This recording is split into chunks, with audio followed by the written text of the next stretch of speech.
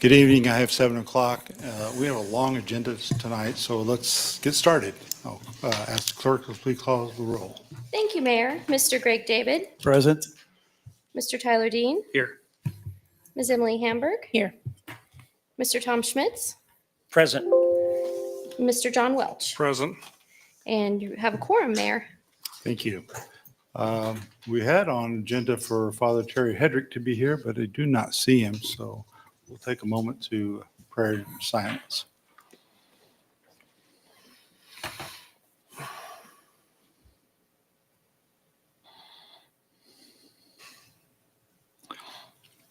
Amen. Please join me in the pledge of allegiance to the American flag. Pledge allegiance to the flag of the United States of America and to the republic for which it stands, one nation, under God, indivisible, with liberty and justice for all.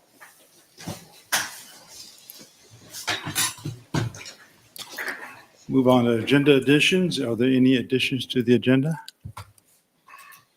Hearing none, we'll move on to consent agenda. The consent agenda contains only the minutes from the August 19th, 2025 City Council meeting. Motion to approve the consent agenda as listed and authorize the mayor to sign. Second. Motion by Mr. Welch, second by Ms. Hamburg. Any questions or discussion? Hearing none, I'll call for a vote. All in favor, say aye. Aye. Any opposed? Any abstain? Motion carries 5-0. Move on to discussions of appropriation ordinance. Appropriation ordinance encompasses the expenses from August 13th through August 26th. Expenditures amount to $2,628,966. Of these reported expenses, $1,080,349 are for infrastructure costs for new developments, and these costs are paid through special assessments. Mr. Mayor, Mr. David. I'll motion to approve appropriations ordinance number 25-16. Second. Motion by Mr. David, a second by Mr. Dean. Any discussion? Hearing none, I'll call for a vote. All in favor, say aye. Aye. Any opposed? That motion carries 5-0. Requested surety appearances. We have none this evening. So we'll move on to our first public hearing. We have two public hearings this evening. So per state legislation, if a local government entity intends to levy a tax rate greater than the revenue neutral rate, the RNR, the entity must hold a hearing. Before we open the hearing, a note of clarification. The state requires two hearings, one on exceeding the RNR and one on the budget itself. This first hearing on the RNR, the Director of Finance, Barry Smith, is here to explain the process and provide a brief presentation. Mr. Smith. Good evening, Mayor and Council. And tonight is our revenue neutral rate hearing for the 2026 budget. So prepared a small presentation. We'll go through a few frequently asked questions, how this works, what is the revenue neutral rate, try to do some explanation for you. So the RNR, the revenue neutral rate, is essentially the tax rate we levied the year prior. It is the amount of tax dollars we need to levy from the year prior, and that creates our new mill levy. Is levied the previous year, sorry. Using the current year's total assessed valuation. So take our new valuation and whatever mill levy that would be to generate the same taxes as the year prior. That makes our revenue neutral rate. And there's a brief explanation of the calculation there. So some frequently asked questions I received was, I got an R&R notice mailer in the mail. What is this? What all is on here? How do I make sense of this? Well, basically the mailer shows all the taxing jurisdictions your property is located within. So usually there's always a city, a county, the state. For our jurisdiction in Bel Aire, we have the state, the county, the fire district 1, the city, the South Central Kansas Library System, USD 259 or USD 375, depending on where you're located in the city limits, and also the Whitewater River watershed, also location dependent, just like the school district. Just on a side note, the city of Bel Aire only controls its portion of your property tax bill. So your total property tax bill is made up of all these taxing jurisdictions. We only control our portion of that, which is about 27%. So the process to exceed the R&R, it's quite lengthy, quite confusing, but I kind of broke it out here in some simple steps. So our job as a city is to notify the county by July 20th of each year of our intent to exceed that if we're going to levy more dollars than the revenue neutral rate. Bel Aire did that on July 17th. We have to publish our hearing notice in the on the city website and in a newspaper of general circulation. We did that on August 21st. That was announcing the hearing tonight for September 2nd. The R&R hearing must also be scheduled between August 20th and September 20th. We're right in the middle of that deadline, how our council meetings fall. We have to hold the public hearing to allow all interested taxpayers a chance to speak and comment on it, which we're doing tonight. And then during the hearing, we will also adopt a resolution exceeding the revenue neutral rate via a roll call vote. And that must happen during the hearing. So the R&R rate for Bel Aire was calculated at 36.760 mils. So if we were to levy that mill levy amount, that would generate us the same property taxes as we're utilizing right now in 2025. Will I pay more taxes if Bel Aire exceeds the revenue neutral rate? Maybe. It depends on your valuation, right? So your property tax dollars are determined by the value of your property and the amount we levy as a city. The proposed tax dollars for the city portion of your taxes in 26 will be reduced by 1.536 mils. As we work through all the workshops, we determined this is going to be our cap. That cap equated out to roughly 41 mils, or 40.948. Because we did not capture the total valuation growth that Bel Aire received, the amount of property taxes paid in 26 may be less than what you're paying for in 25. So here's kind of an example of that. So on a $250,000 house, your valuation would have had to increase over 3.75% in order to pay more taxes than this year right now. So because we dropped the mill levy, we're basically absorbing 3.75% of our growth as a city.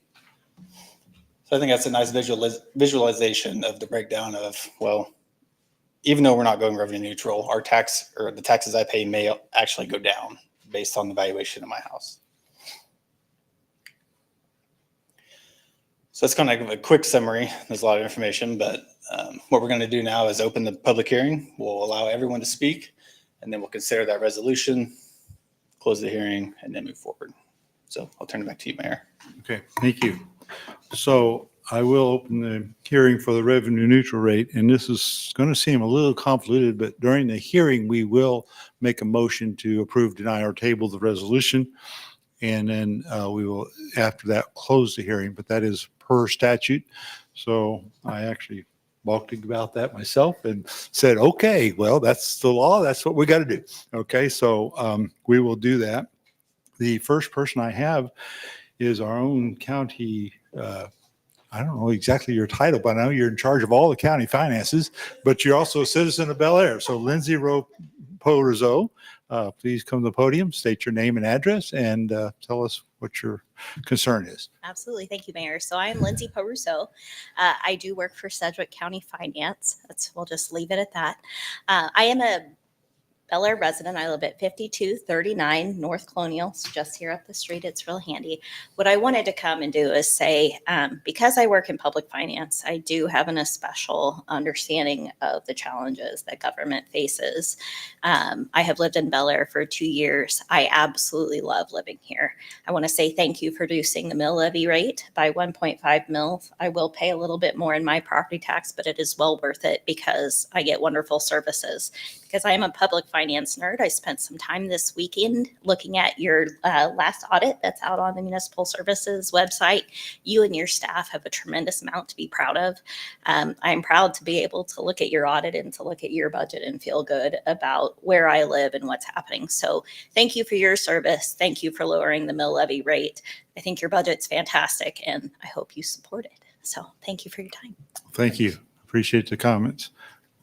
Is there anyone else? I have no other cards requesting to speak on the revenue neutral rate, but I do want to give citizens opportunity if there are any other citizens that would like to speak on the revenue neutral rate. Now, this is not the budget. This is the rate itself. If there are none, we'll move on to action item 2, which is a motion to approve the revenue neutral rate. Mr. Mayor, I motion to approve a resolution of the City of Bel Aire, Kansas to levy a property tax rate exceeding the revenue neutral rate for the 2026 budget and authorize the mayor to sign. I'll second. I have a motion by Mr. Welch, a second by Mr. Schmidt.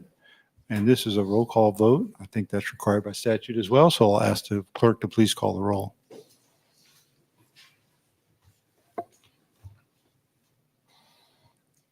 Mr. Greg David, Aye. Mr. Tyler Dean, Aye. Ms. Emily Hamburg, Aye. Mr. Tom Schmitz, Aye. Mr. John Welch. Aye. And the motion carries 5-0, Mayor. Thank you. Mr. Mayor, I motion to close the public hearing. Second. Okay, I have a motion to close the public hearing by Mr. Welch, a second by Mr. Dean. All in favor, say aye. Aye. Any opposed? Same sign. Motion carries 5-0. The public hearing is closed for the revenue neutral rate. Move on to item B. The second public hearing is on the 2026 budget. And since April, the city council has discussed the proposed 2026 budget over several workshops. On August 19th, this council approved publication of the notice of hearing of the budget. The notice was published in the Ark Valley News and the city website. And before we open the budget hearing, Director of Finance Barry Smith is here to explain the process and provide a brief presentation. Mr. Smith. Thank you once again. And now I'll move on to the 2026 budget hearing. Just a quick presentation here. Just a quick reminder of all the core city services that Bel Aire provides. Public safety, municipal court, streets, all the mill and overlays for the streets program we do each year. Water production, distribution, sewer treatment, planning, engineering, permitting, all of our parks and upkeep and maintenance, all of our refreshing of our existing parks that we've budgeted in our CIP annually for the past few years. And then all of the mundane stuff like the administration, the finance, all the inner workings of the city government. But after that core set of services, there's everything else. Everything else we got to take care of on a daily basis and annual basis. Insurance, IT, utilities for our buildings, and maintenance for our equipment, auditing, uniforms, safety equipment, special assessment, everything like that. We handle a lot of things on an annual basis throughout all of our departments, and we should be pretty proud of that. Just quick recap of our valuation increases over the past 10 years. You see some pretty rapid growth since 2021. This year we had about a 15.5% increase overall, which is that orange trend line on there. And then the blue bars are the total valuation amount of the city at that time. So we have a lot of new development going on the north side of the city. So that's being reflected on valuation increases on an annual basis. Can you go back and explain that orange line again? That kind of threw me for a loop. Sorry. The solid blue lines are the actual valuation number of the city. Right. And the orange line is the percentage increase. The per year. percentage increase. Yeah. Okay. Sorry. So on the 2026 line, our total valuation was 126 with a 15.5% increase. Okay. Was the Thank you. total valuation Appreciate that. increase. Yep. Here's our mill levy over the past 10 years. Since 2021, we've reduced 5.032 mills, about 11% decrease over that time. So doing a great job there. Here's kind of our mill rate comparison with our surrounding cities. We are fourth from the lowest here, but we're inching down closer and closer each year. I will provide a little caveat on this slide here. This is the total mill levy of every city around us, not necessarily a service for service comparison. Some of these cities like Valley Center and Derby, they provide their own fire services, which are included in their city mill levy amount. So it's not completely apples to apples, but it gives you a good idea of what other cities are levying around us for the services. So to compare from last year for this year to our proposed 2026 rate for our total taxing jurisdiction for a property within Bel Aire, I got all these numbers from the revenue neutral rate notices that were mailed out and just put them in on this slide here. So our total taxing jurisdiction, if you're located in the Wichita School District side of the city, was 142.232 for 2025. As of 26, you see those entities that reduce their mill levy. So the total taxing jurisdiction amount would be that 139.626 mills. So overall, a general decrease in your total taxing jurisdiction. So similar to the slide before, Now that we're looking at all jurisdictions as a whole, that 1.75% increase in valuation, that's your break-even point now moving forward. So on the same $250,000 house, if you increase more than 1.75% in value, your property taxes are going to go up, or the property taxes collected will increase. So just the city portion was at 3.75%, overall 1.75% increase. A quick breakdown of our general fund. These are all the revenues. You'll see property taxes makes up about 54% of our general fund revenues. This covers all of our admin, our parks, our PD, our court, HR, all of our planning and zoning, all of our internal departments there. Motor vehicle taxes, sales taxes is our second largest revenue source at almost 22%. And the rest of the breakouts on there for you. Court fines, license permits, fees, rec pool fees, 150,000, interest, things like that. Just a quick visual of how our revenue structure is kind of made for our general fund. This is how the expenses break out per department between admin, PD, recreation, land development. That's where we pay our land debt out of, the land debt that expires in 2034. Then we have our parks, planning and zoning, our facilities budget, where our remaining transfers occur to our CIP fund and everything there. So we have a total of 10.1 million in expenses. Some of the highlights for our general fund for our advertising, marketing, our engineering services, our zoning code update for planning and zoning, our $75,000 for our park refresh within our parks department.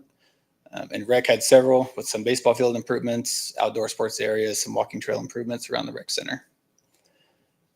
Pool have some extra monies for unexpected expenses, and then some of the tile and coping work around the pool to make sure that's maintained and repaired for next season. And also maintaining our CIP transfer of 415,000, our equipment reserve transfer of 100,000, and our streets improvement funds transfer of 850,000. That's what goes to pay our annual street maintenance program every year. Some of the remaining fund highlights for water and sewer. Maintain our water tower maintenance. We have our water purchases from the city of Wichita, updated our operations and debt with CCUA, and we worked with Public Works to really create that 10-year CIP plan for all of our major projects coming up. And I believe after that 10-year plan, we should have 100% PVC in the ground at that point. So that's pretty exciting. For sewer, we have that new full-time employee there to help with our maintenance work orders and annual inspections. We maintained our wastewater system maintenance repair line, updated the operations and debt payments for CCUA there as well, and working on that 10-year CIP plan with sewer as well, trying to identify more of those projects to move forward with. Solid waste, we maintained our transfer to streets. So our total annual streets program budget is $950,000, trying to keep it right around that $1 million mark. For streets, once again, the maintenance plan, and then some paved and gravel street repairs, snow and ice removal. Out of our equipment reserve fund, this is funded from the transfers from general water and sewer. We have our admin vehicle, our annual PD responder purchase, along with the upfitting, which is the lights and equipment. The drone for PD, UTV, lift station pump, mowers, and a public works truck budget to come out of there. So all those items will come back to you at council meetings for approval, but just a heads up, that's what they're planning on purchasing for our equipment next year. So after the overview, here's kind of our next steps. We'll go ahead and open the public hearing. We'll allow anyone to speak. Go ahead and close the hearing, and then we'll go on to our next items and then eventually approve the budget. So I'll turn it back over to you. All right. Thank you. Thank you for the overview. We appreciate that. So I will now open the public hearing and receive public comment on the budget itself. And I do not have any requested cards from any citizens, but I will open it up to any citizens that would like to speak. Please come to the microphone, state your name and address, and tell us your comments or concerns. We usually limit those comments to 3 minutes. Mr. Mayor, If there's none, Ms. Hamburg. seeing no one, I'm going to make a motion to close the public hearing. Second. I have a motion by Ms. Hamburg to close the public hearing, a second by Mr. Welch. All in favor, say aye. Aye. Aye. Any opposed? That motion carries 5-0. Next item on the agenda is citizen concerns. I do have a request by Mr. David Landau to speak citizen concerns. So please come to the podium. And I think you've done this enough. You know that we need your name and address for the record and limited to 3 minutes. David Landell, 4743 Kruger Street, Bel Aire. A couple months ago, the city awarded a long overdue street and resurfacing project in our neighborhood.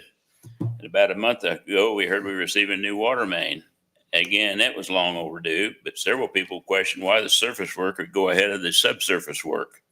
And I asked the mayor the reasoning, and he didn't have an answer, but I do. It's because the mayor and the council were asleep at the wheel, and that got to cost us money. Nobody was paying attention. However, that's water under the bridge now. About a month ago, the water main project started in our neighborhood, and flags and markers marked existing lines, and paint was sprayed around in various places. One of them paint markers was in the middle of my driveway, and that caught my attention. I asked the mayor why we were cutting a hole in my driveway. He didn't understand, so I invited him over, said I'd show him firsthand. But since I'm a stupid citizen, he just didn't care and didn't show up. We should need to listen.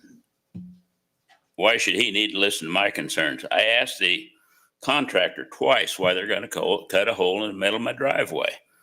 Nobody could answer that. And one guy said, well, I don't know, but he said, we can't put a connection down there anyway because it'd be under the driveway.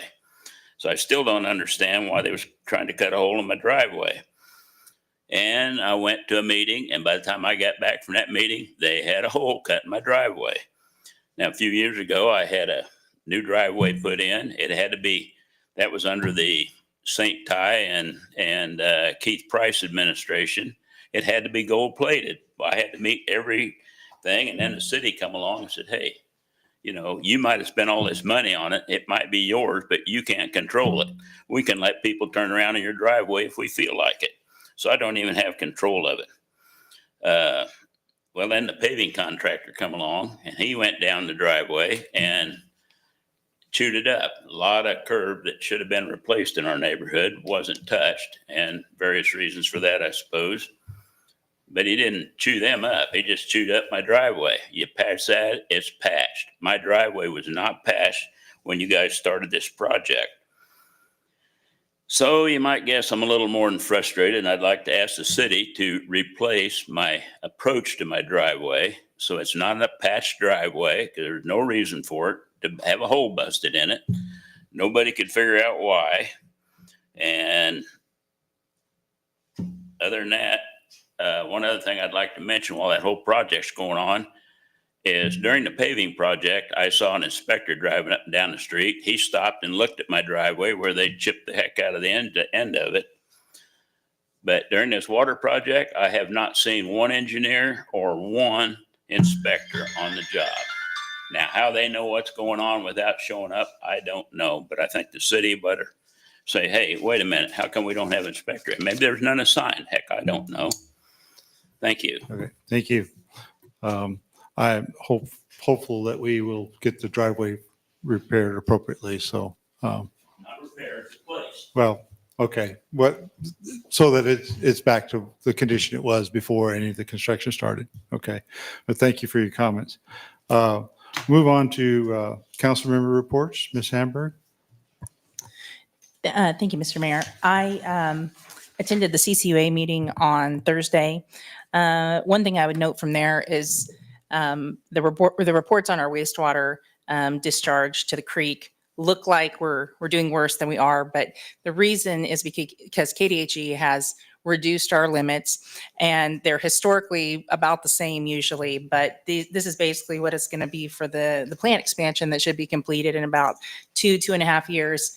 So just to put it really crudely and simply, we're buying some really expensive buckets. Our process to treat wastewater requires, it's really neat. You don't use a bunch of chemicals. You use just biology and some micro biology to treat that and have it neutralize and be able to safely go back into the environment.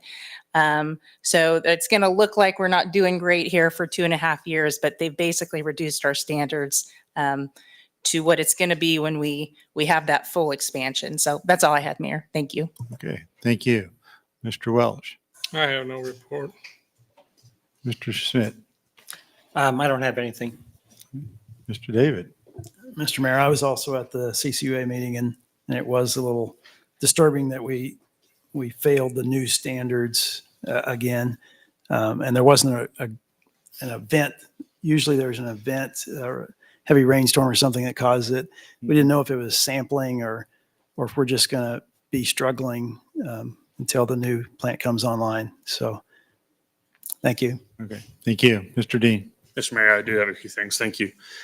So this Thursday will be the next meeting of the South Central Kansas Transportation Coalition. I know that's a mouthful, but they meet every 2 years to prepare for the local consult to discuss regional priorities for transportation-related projects. I do plan to attend along with others to represent Bel Aire and K254 Corridor Development Association. As everyone knows, the Rock, Webb, and Greenwich areas are being studied currently, and they are now technically in the development pipeline with KDOT. That is our most immediate and highest priority, is getting construction funding for those improvements. Based both on the corridor management plan findings and a recent poll that was taken at the last K254 meeting, our next projects of high priority will be, as a corridor association, will be River Valley Road and Ohio Street in Towanda and Butler Road and Main Street in Benton, in no particular order, but those are some of the higher priorities on the horizon. So look forward to that. On that note, KDOT local consult is coming up.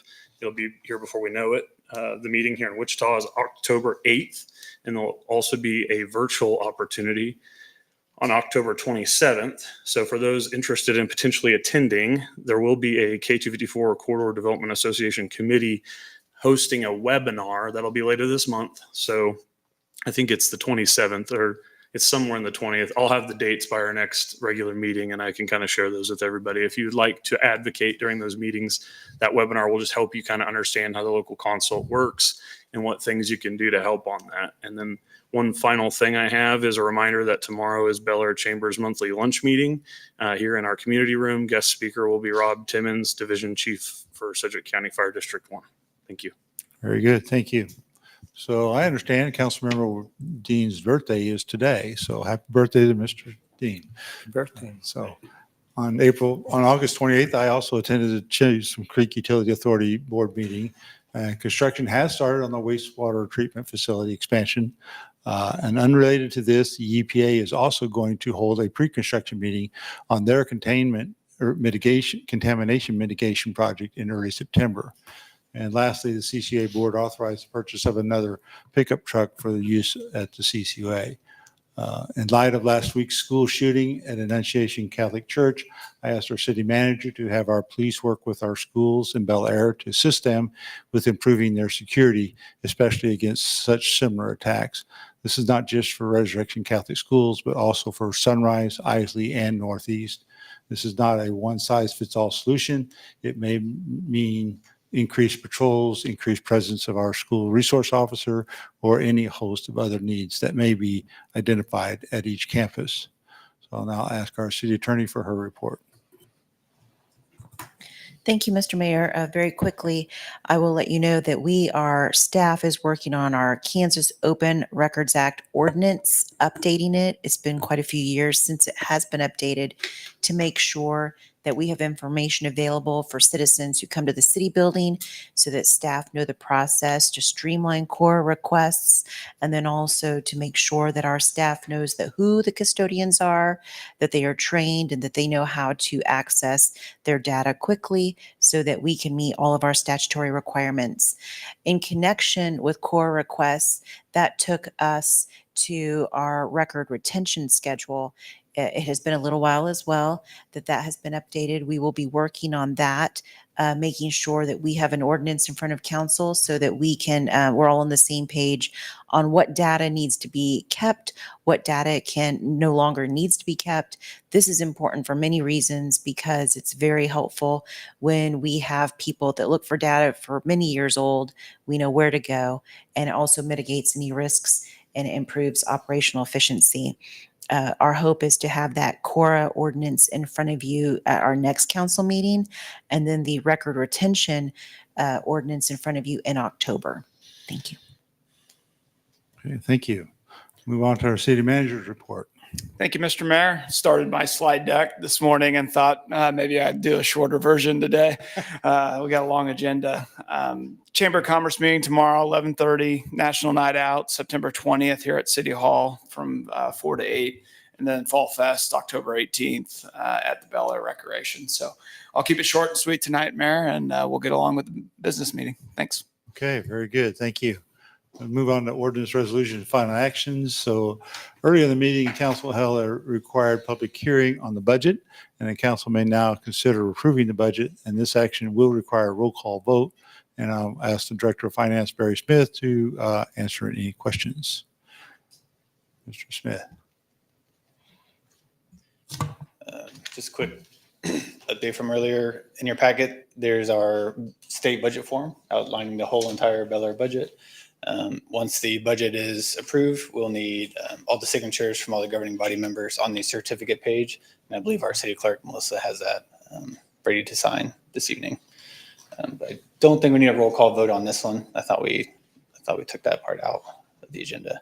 It's just a simple motion and approval for the budget itself. Got to put it in agenda as a roll call. So My apologies on that.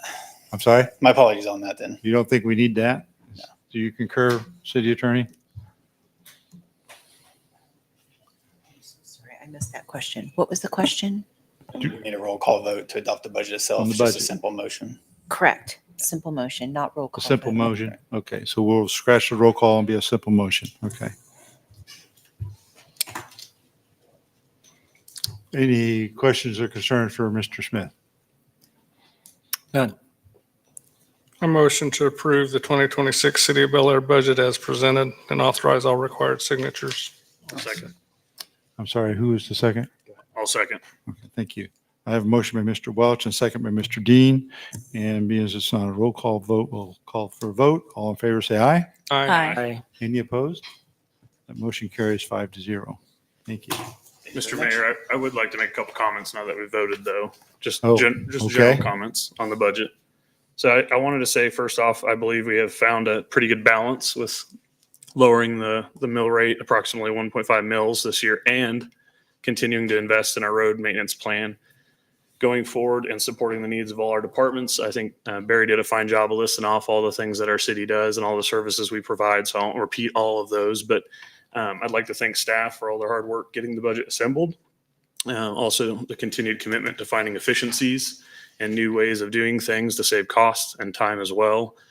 I also think the introduction of the review of the IRBs during the budget process has shown to be beneficial. I think each year that will be important as we continue to review IRBs that expire each year and how we can reduce mill as those come into the tax rolls, while being mindful that we want to continue to support growth and bring more commercial and residential development to Bel Aire, not only to provide new and added services and housing options, but also to continue to diversify our tax base. The same can be said for our water and sewer utilities and other services. The more diverse we can be, the less reliant we'll be on any particular source of revenue, the better. So thank you for all your hard work, and really thank this council and previous councils for continuing to have a commitment to marching the mill levy down too. So thank you. Very good. Thank you. All right. Thanks. Move on to item B. So this item was tabled at our last meeting on August 19th as some property owners raised concerns as to why they were not given notice of hearing at that meeting on August 19th. So staff investigated the matter, and I'll ask our city manager to please provide results of that investigation. Yeah, thank you, Mr. Mayor. As you know, we sent out about 400 letters, and we had one come back and say she didn't receive her letter. We reviewed them all. We found out it came down to about 18 properties or lot. It was mainly the boundary lot splits that we looked at. And of those 18, we found 5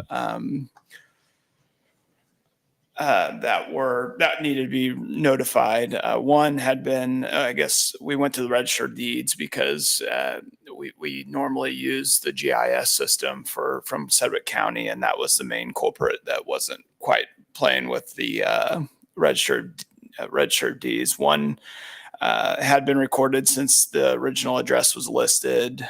Two of the parcels had ownership records, one from 2024 and early 2025, but information was not updated by Sedgwick County GIS. This was the case of Mrs. Moore, who stated she did not receive the letter. Two parcels were listed, the ownership of each townhome. Two parcels were listed, the ownership of each townhome, but the lot split not occurred on GIS, so only one owner was notified. So Kevin could probably elaborate even more than I just did, but that's the result. Well, thank you for the explanation, because that was a concern that we needed to make sure we resolved. So several infrastructure projects related to the new developments are now complete and eligible for permanent financing and ready to be special assessed to the benefiting properties. The city council meeting public hearing was last August 19th regarding those special assessments and some residents' concerns where their neighbors had not received letters. We just addressed that issue, and the council tabled the consideration. So now we're ready to move forward, and Kevin Cowan with Gilmore Bell is here to discuss the ordinance and answer questions. So good evening. As has been stated, you held the required public hearing on August 19th, closed it. As I mentioned at that time, and as you all discussed, that complied with the statutes. You gave notice to last known addresses to you, and the statute actually provides lack of actual notice will not invalidate any of the proceedings. So legally, we discussed that you were fine, but the governing body wanted to get actual notice to people if we discovered they needed to have notice and hadn't received it. So that was done. As city manager mentioned, a couple of the instances were inexplicable. I mean, the deeds changed hands more than a year ago, and a couple were July. And so it's not unusual if that sort of thing occurred in July. Maybe that data dump from the Register of Deeds office doesn't make it over to the GIS, but the other things were pretty unusual. But I think we resolved that, got actual notices out to affected property owners. And so that leads to tonight, where an ordinance is before you that would impose the special assessments. Nothing that has been discussed would lead us to believe that any of the assessments need to be changed on a per lot basis. Where there was a lot split, we gave notice to each half what their half of the assessment would be. So it's much of the same information that you approved with the proposed assessment roll. But again, it's just the next step in the process. We did review the calendar pretty closely after the last meeting. This is not going to impact the timing of the bond sale that was originally planned. You'll be able to still provide the 15 days notice. I know there were 15 days prepayment period. I know there was a discussion of that. And if you think about it, property owners will probably have had well in excess of a month from the time that they got the original mailing to when the prepayment period will end. And so I think that's helpful. And again, if this is passed tonight, we'll be on the same schedule for a bond sale later this fall as was anticipated at the hearing last time. Okay, thank you.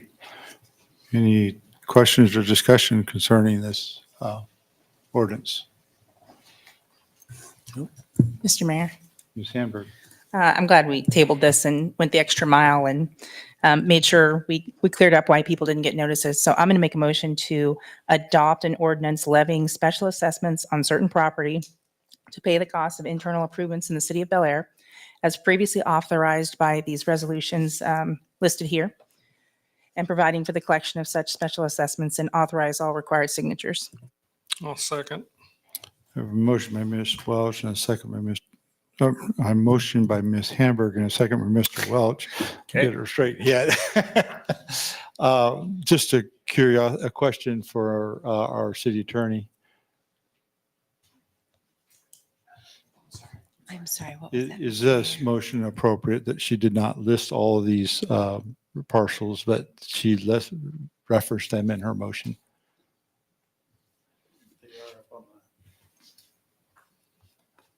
That are Resolution numbers? Yeah, she didn't list all the resolution numbers. She just made reference to the resolution numbers. As long as everyone's on the same page that this is what we're talking about for this action. Is your microphone on? As long as everyone's on the same page that this is what we're talking about, these specific items. Do you have an objection to that, Kevin? I do not. Okay. Okay. I just want to make sure we had an appropriate motion, but thank you. Thank you for the clarification. Okay. If there are any discussion or questions? Hearing none, I'll call for vote. All in favor, say aye. Aye. Any opposed? Motion carries 5-0. Item C is, again, several infrastructure projects related to new developments are now complete and eligible for permanent financing and ready for special assessed to the benefiting properties. And Kevin Cowan with Gilmore Barrow is here to discuss the resolution and answer questions. And this is a resolution to authorize the general obligation temporary notes and Series 2025B bonds. Yeah, so this is a continuation of what we were just discussing. You are completing the assessment proceedings. There will be a prepayment period, but it's time to call for the sale of the bonds. The statute provides that any of those costs not prepaid through special assessments, that bonds will be issued for those costs. And so, the prepayment period hasn't ended yet, but this allows us to do some prep work and wait for that prepayment period. Adam Pope, who was at the last meeting, will then take any prepayment information and properly size the final bond issue.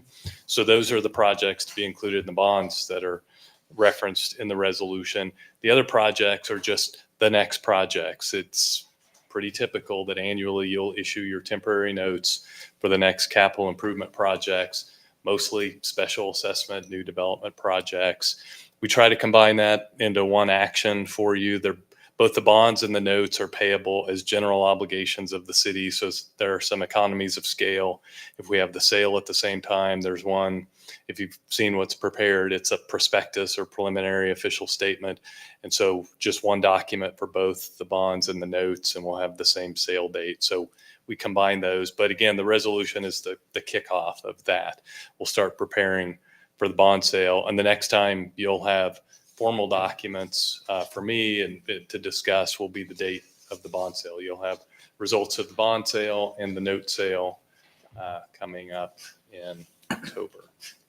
In October this year. Okay. Yes. All right. Very good. Thank you. So it will be about a month early. So we've reduced interest cost on the bonds and the special assessments by a month worth of interest. A little Maybe more we'll than a see month, some actually. drop in interest rates by then. We'll see. Yeah, well, keep your fingers crossed. Yeah. Okay. Very good. Thank you. Any questions or comments? Mr. Mayor, Mr. David, a motion to accept the resolution authorizing the offering for sale of general obligation bonds Series 2025A and general obligation temporary notes Series 2025B of the city of Bel Aire, Kansas, and authorize all required signatures. I'll second. motion by Mr. David and a second by Mr. Dean. All in favor, say aye. Aye. Aye. Any opposed? Same sign. Motion carries 5-0. Move on to item D. So this is a zoning request 2501. On August 14th, the Planning Commission held a public hearing for the zoning case before us tonight. After considering evidence, the Planning Commission voted 4-0 to recommend to the City Council approval of the zoning change request. Zoning ordinance now comes before the council to consider, and Director of Community Development Paula Downs is here to discuss and answer questions. Before we proceed, we do have a script we need to follow on this because it's a zoning matter. So our attorney has provided me with that. So I will go through that and we'll follow it to the letter. So the first issue on here is disqualification and declared quorum determined. Is anybody on the council, elected body, need to disqualify themselves from this issue? And let the record know that no one has identified that they need to disqualify themselves. Has anyone held any ex parte communication with anyone concerning this issue? And let the record reflect that no one has had any ex parte communications. City Clerk, have we received any protest petitions? No, Mayor. Let the record show that the City Clerk confirms that we do not have any protest petitions. So a summary of the hearing: has everyone in the council received the approved minutes of the Planning Commission of August 14th, 2025, which summarizes the public hearing for this case? And please let me know that you have or have not. And I do need affirmative or negative responses from each one. Yes, I have. Yes. Yes. Mr. Big, Yes. Mr. Ross? Yes. Ms. Sandberg, thank you. So let the record reflect that everyone responded yes to this matter. So the city staff now may provide her report. And Paula Downs, I'll ask you to please provide your report.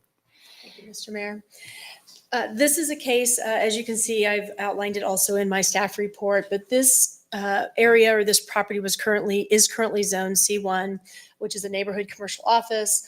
This RPUD zoning case asks that parcel 1 be zoned C1, C2, and that parcel 2 be zoned R6 multifamily district. This is a interesting case. It's generally located on the east side of Rock Road and a quarter mile north of 53rd Street. Lots 1 and 2 will have triplex and 2 fourplex units, and lot 3 has 4 quadplex units. A mouthful. And then parcel 2 is anticipated to have some bar, restaurant, some small public commercial venue on it. So I tried to blow this up as I possibly could, but as you can see, lot 1 is on my left, starting to see a 3plex, 2 4plexes, the middle, again, a 3plex, 2 4plexes, and then to my right is the quadplexes, and then parcel 1 up above, up in the corner, would be the designated area for some sort of commercial endeavor. This was originally presented in 2021 as a sketch plan. They submitted preliminary plats at the time that were approved. It appeared at the Planning Commission, was approved without a quorum, had to go back and be ratified again. So it was approved for the preliminary plat. The final plat was submitted. During the final plat submission, a PUD case was submitted, or a PUD agreement was part of the initial package. It was approved. However, it wasn't a formal zoning case, and there was no ordinance actually approving the zoning change. So when the development came back before us, the PUD agreement, the developer's agreement, and the final plat was approved by council. But when it came back to us recently, we recognized that we needed to file an appropriate application for a zoning change to an RPUD case to meet the specifications required by the code. So this current application before you is doing that. It's moving it to an RPUD preliminary plat case, and if approved, will be a formal zoning change via an ordinance. So after all the review criteria, and I know you can read and seen the draft. I'm tongue-tied tonight. See the draft agenda meeting minutes from the Planning Commission, and you can also see my staff report, because I did outline in my staff report all of the relief from the zoning codes that they are requesting for this project. And I'll review them with you. However, generally speaking, we have a maximum lot coverage calculation that is being extended for this project. Typically, it's 30%. This is sort of a unique lot because it's one entry, and it looks more like you entering an apartment complex kind of development versus individual lots with individual type of housing on it. So the lot coverage was one. Uses were very much clarified that C1 and C2 will include restaurant and or food. That hasn't changed. That's always been the plan all along. Lighting, there's multiple units being built.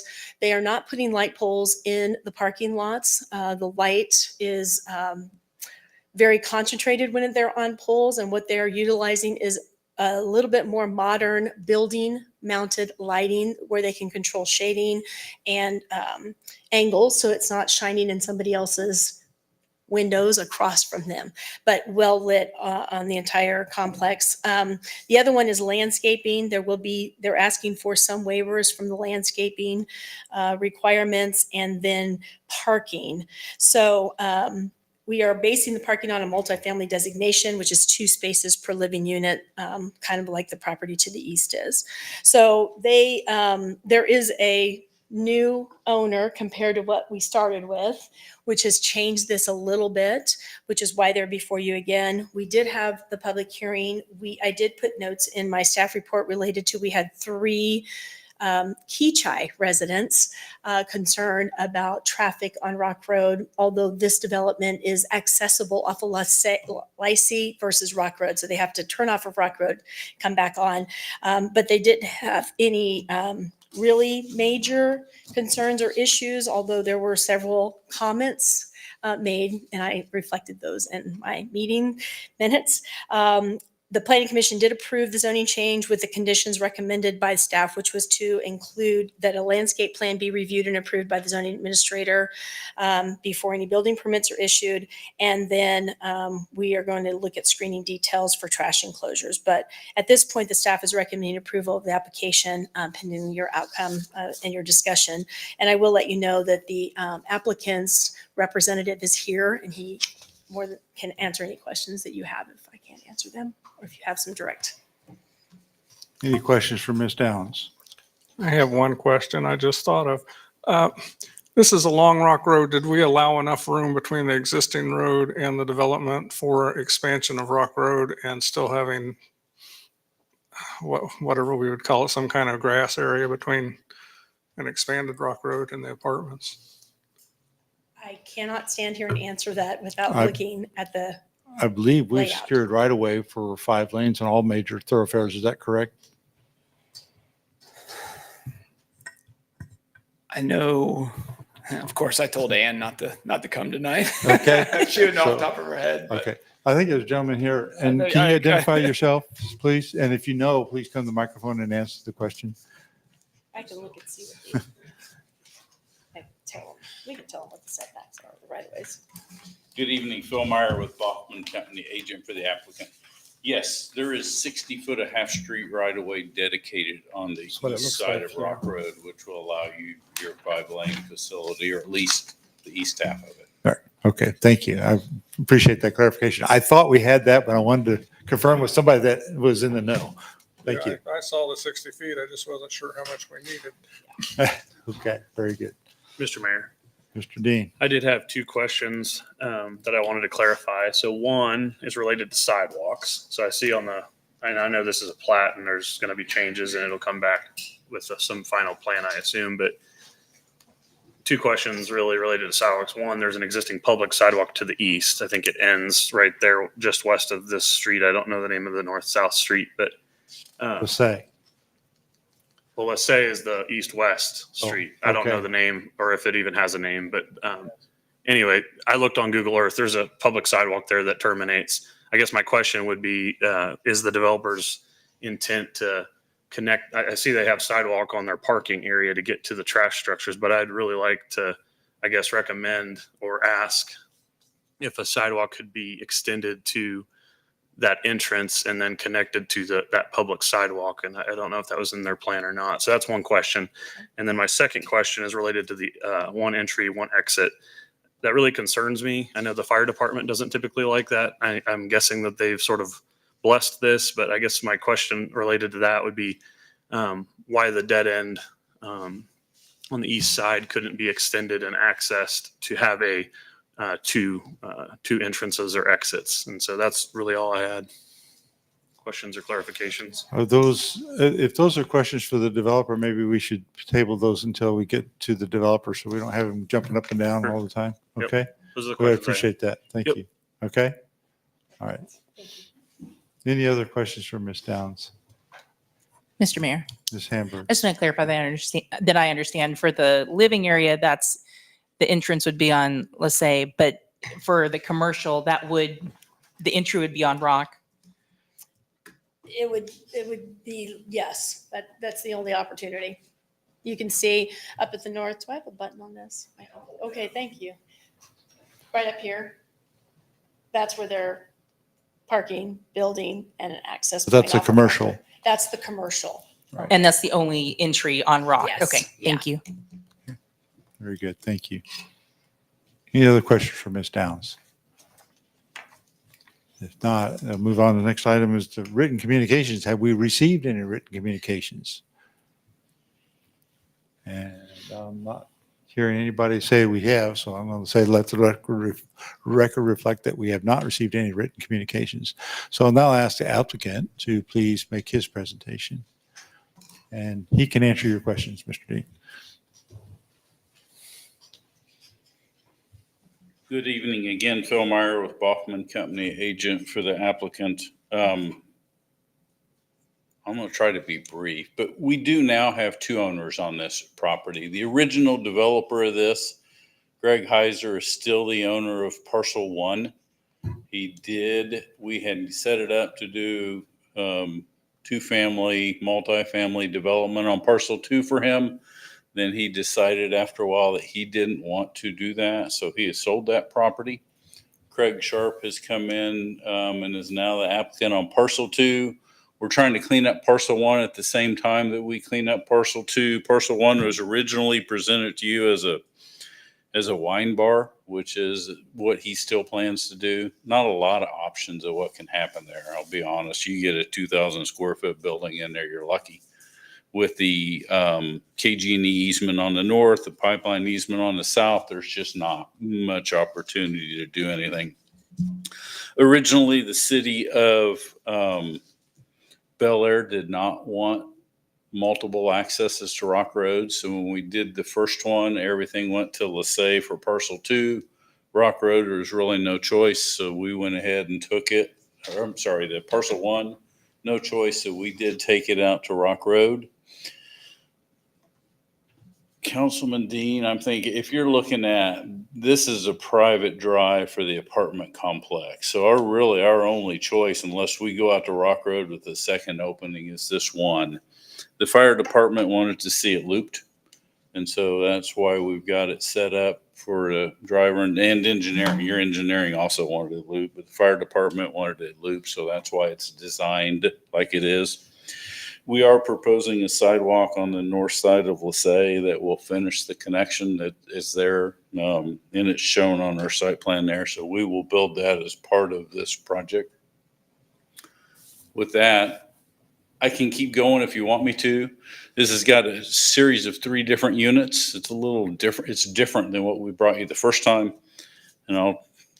These maybe are if 2 there's- stories where the front doors face Rock Road. So it's just going to have a different feel. Rather than backing up, you're going to feel like you're driving by looking at the front doors. The garages are in the back. Great. I appreciate that. So in the interest of brevity, maybe if council members have questions for you, maybe you could answer those questions and Yep. that would be sufficient. Thank you. You answered mine, so thank you. Appreciate it. Mr. Mayor, Ms. Hamburg. very quickly, I know just looking through the minutes from Planning Commission, there was concern that you guys are kind of just trying to do a roundabout multifamily. This, from the drawings, can you just kind of explain kind of the feel with the garages and all of that? There was a comment, is this Section 8 housing? Yes, there was a concern we were doing a roundabout on multifamily, but I've always felt like from my perspective, this is multifamily, not 2-family. And that is because there's 3 lots. This is a lot with these 11 units on it. This is a lot with 11 units on it. This is a lot here with 8 units on it. So to me, it's always been multifamily because I got 3 lots and I got multiple living units. They're just not apartment complex with 16 units. It's not nearly as dense as what an apartment complex is, but in my mind, it's still multifamily. And that's the way we approach that. So I never felt like we were doing an end around. I think everybody just thought when we said we were doing 2-family, it's you have a regulation for 2-family on a single lot, but I've got multiple 2-families on one lot.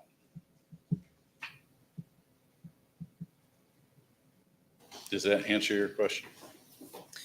Yeah, I just was curious how you're I just didn't want people to picture like an apartment complex. This is broken up and a little bit different than what they might be picturing. So It thank is, you. It is. It is multifamily, but it's not as dense as it would be if it was apartment units.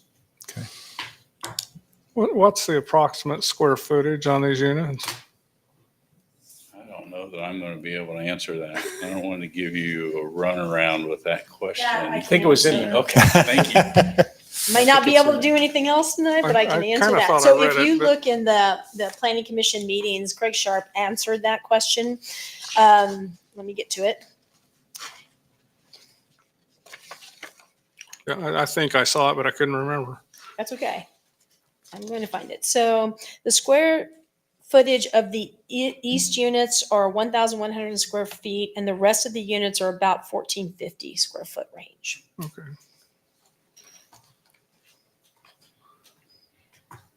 So the ones that take up the most land are smaller. That's what it looks I like. think Yes, sir. Okay. Yes. It's all right. Hey, it's the developer's choice, right? Okay.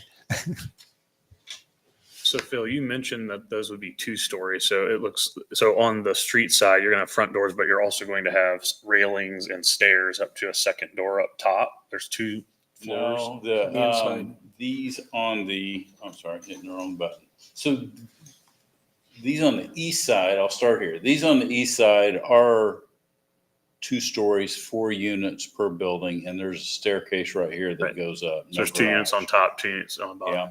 This is a single 2-story unit with a single car garage. Gotcha. This is a 2-story unit with two garages. So they're double lofted doors. above the garages. Yeah, I mean, essentially. it's 1 unit, but you have it Okay. upstairs with the unit. That helps me visualize it. Thank you. Are all the staircases outside or inside? The only that has staircases outside are these units. All these units, everything's happened interior. Okay, thank you. So who's going to own these long-term? I made it sound like these were all going to be leased. They're leased, and Craig Sharp and his partnership are going to own. Right, okay. So it's not going to be a bunch of individual owners or anything. It's going to be kind of a corporate Correct. setup. Okay. Now, and I got to be full disclosure, 3-lot plat, it could be 3 owners, but you Yes, you can't could- have break up, individual right. units unless you do a condominium association or something like that. Okay. But his intent, he's telling me, is to own and rent all of them.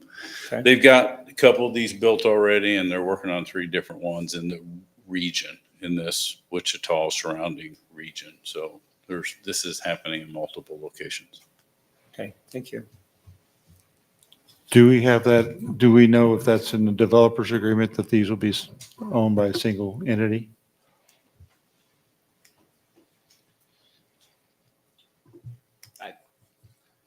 I don't. Paula, do you have anything? I'm sorry. It is not spelled out in there that they will be single family because Not they single are, family. I'm sorry, single owner of the development because they do have different lots. Okay, So they But- could be sold lot by lot, which is the west, center, and east. so what I'm concerned with, and I think you know where I'm going with this, is I don't want somebody to come back later and start splitting lots and saying, oh, well, we got different owners. And now we got 16 owners owning this one piece that's one parcel today, right? So that's my concern. And that's why I'm asking that question. It's not currently in the developer's agreement. Okay. Is that something that we can get added to a developer's agreement? I can review that information with the city attorney and see what needs to happen with an agreement, and let you know. Yes. Okay, I appreciate it. Thank you. Any other questions for Mr. I'm sorry, I don't remember your name. What's his Bill, I Bill. remember, Yeah, what's his I don't remember your last name though. But Bill, Yeah, Phil Meyer. Bill Meyer, okay. Yes, I have another question. Aesthetics. I mean, I've seen some of the elevation drawings.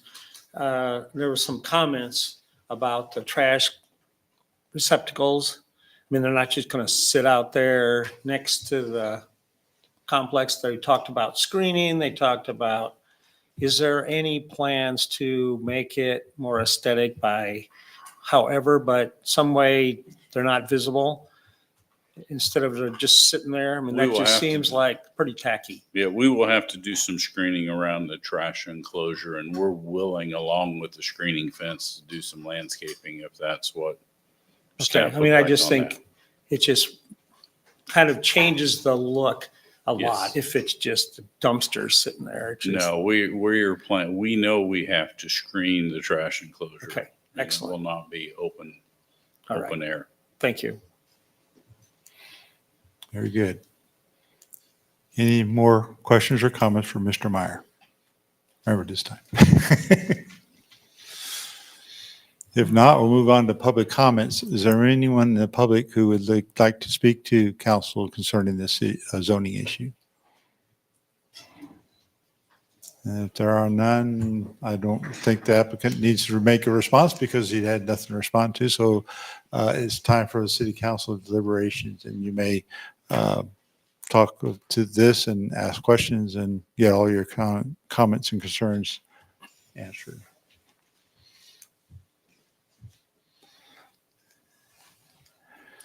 Well, right behind this is R6, if I remember right, apartments.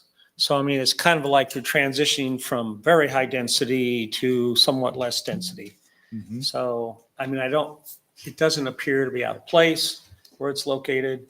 So I am concerned that the comments of we're becoming a city of duplexes and all that. I mean, we want to, but I think in this area, I think it kind of fits with what's already there. So I kind of accept what it entails at this point. It looks to me like appropriate buffering. Remember Yes. the east side, because those apartments aren't in the east side of this development. And Yes. this steps that down to a Right. multifamily type of a thing. Yeah, I think that's a good buffering Okay. scenario. Yeah, very good. If there are no other comments or questions, any persons aggrieved with the final decision of council on this matter have rights to provide at law. And we want to thank everyone for participation in this matter. And we'll now consider a motion if anyone would like to make one. Mr. Mayor, Oh, go ahead. I'll go ahead and start us off. I'll first agree with a lot of what Mr. Schmidt had to say. I do think it's good that we have options, and it's not just another set of duplexes. It's another option. I agree with the buffering between a major arterial and the apartment complex that's stepping down. It's near a school, so a lot of families are going to be looking for more affordable housing near schools. So I certainly appreciate the placement of it. And just thinking from a safety standpoint, I appreciate the location and its proximity to schools and access to safe sidewalks. So with that said, and it matching the neighborhood and helping fill some of those needs, I'd go ahead and motion to approve the findings of fact and a recommendation of the Planning Commission for Zone -25-01. Adopt the ordinance as presented and authorize the mayor to sign. I'll second. Motion by Mr. Dean, a second by Mr. Schmidt. And this does show a roll call vote. I have a Yeah. question for the city attorney. Certainly. Do we need to put in more information about the golden factors or whatever before we vote on this? That would be helpful. I know there's been a lot of discussions back and forth, but city staff did put together a very thorough report about all of the reasons and including golden factors, especially staff recommendation. If the governing body is able to do so, it will absolutely help the record. And Okay. Mr. Dean did reference some of those already, so I do appreciate that. So I think we've got two good comments. I just wondered how far we needed to go. I'll throw in, I know this is a difficult area. It was hard to sell it. It's been vacant for a long time. I think this is a very good use of it based on what's around it, and I would vote for this. Mr. Mayor, Yes, Hamburg. comment I'll add, in terms of golden factors, staff and planning commission is recommending this. I also appreciated the comments about the limitations with the utilities there, that we're going to make use of that, hopefully for a really nice retail that citizens have been mentioning. So I'll be in support of this also. Thank you. Very good. Thank you. Mr. Mayor. Mr. I also David. think planning committee and staff did a nice job here, as well as the developer, in finding a nice little commercial addition to the city and use of that land. So I'll be in support of it also. Thank you. Very good. Okay. Any other comments, concerns? Let's see, Mr. Schmidt seconded that, right? Yes, I have a motion by Mr. Dean and a second by Mr. Schmidt. And I'll ask the clerk to please call the roll.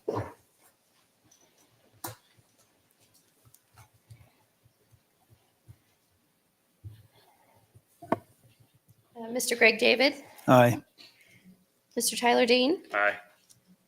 Miss Emily Hamburg, Aye. Mr. Tom Schmitz, Aye. Mr. John Welch, Aye. and Mayor Jim Benage. Aye. The motion carries 6-0, Mayor. Thank you. On item 12E is consideration of a new comprehensive plan. Professional engineering consultants, PEC, were retained to gather community feedback and draft a plan. City Council and Planning Commission held several joint sessions to review and discuss the plan. Planning Commission conducted a public hearing and approved the plan at their August 14th meeting. Director of Community Development Paula Downs is here, and PEC Lance Onset is here. To provide a brief presentation and answer questions. I'm just going to introduce this to some degree. I presented in my staff report basically an overview of how the comprehensive plan has been set up. And so you can look through that. I also tried to put in some comments about what the Planning Commission stated and some of the questions that they had.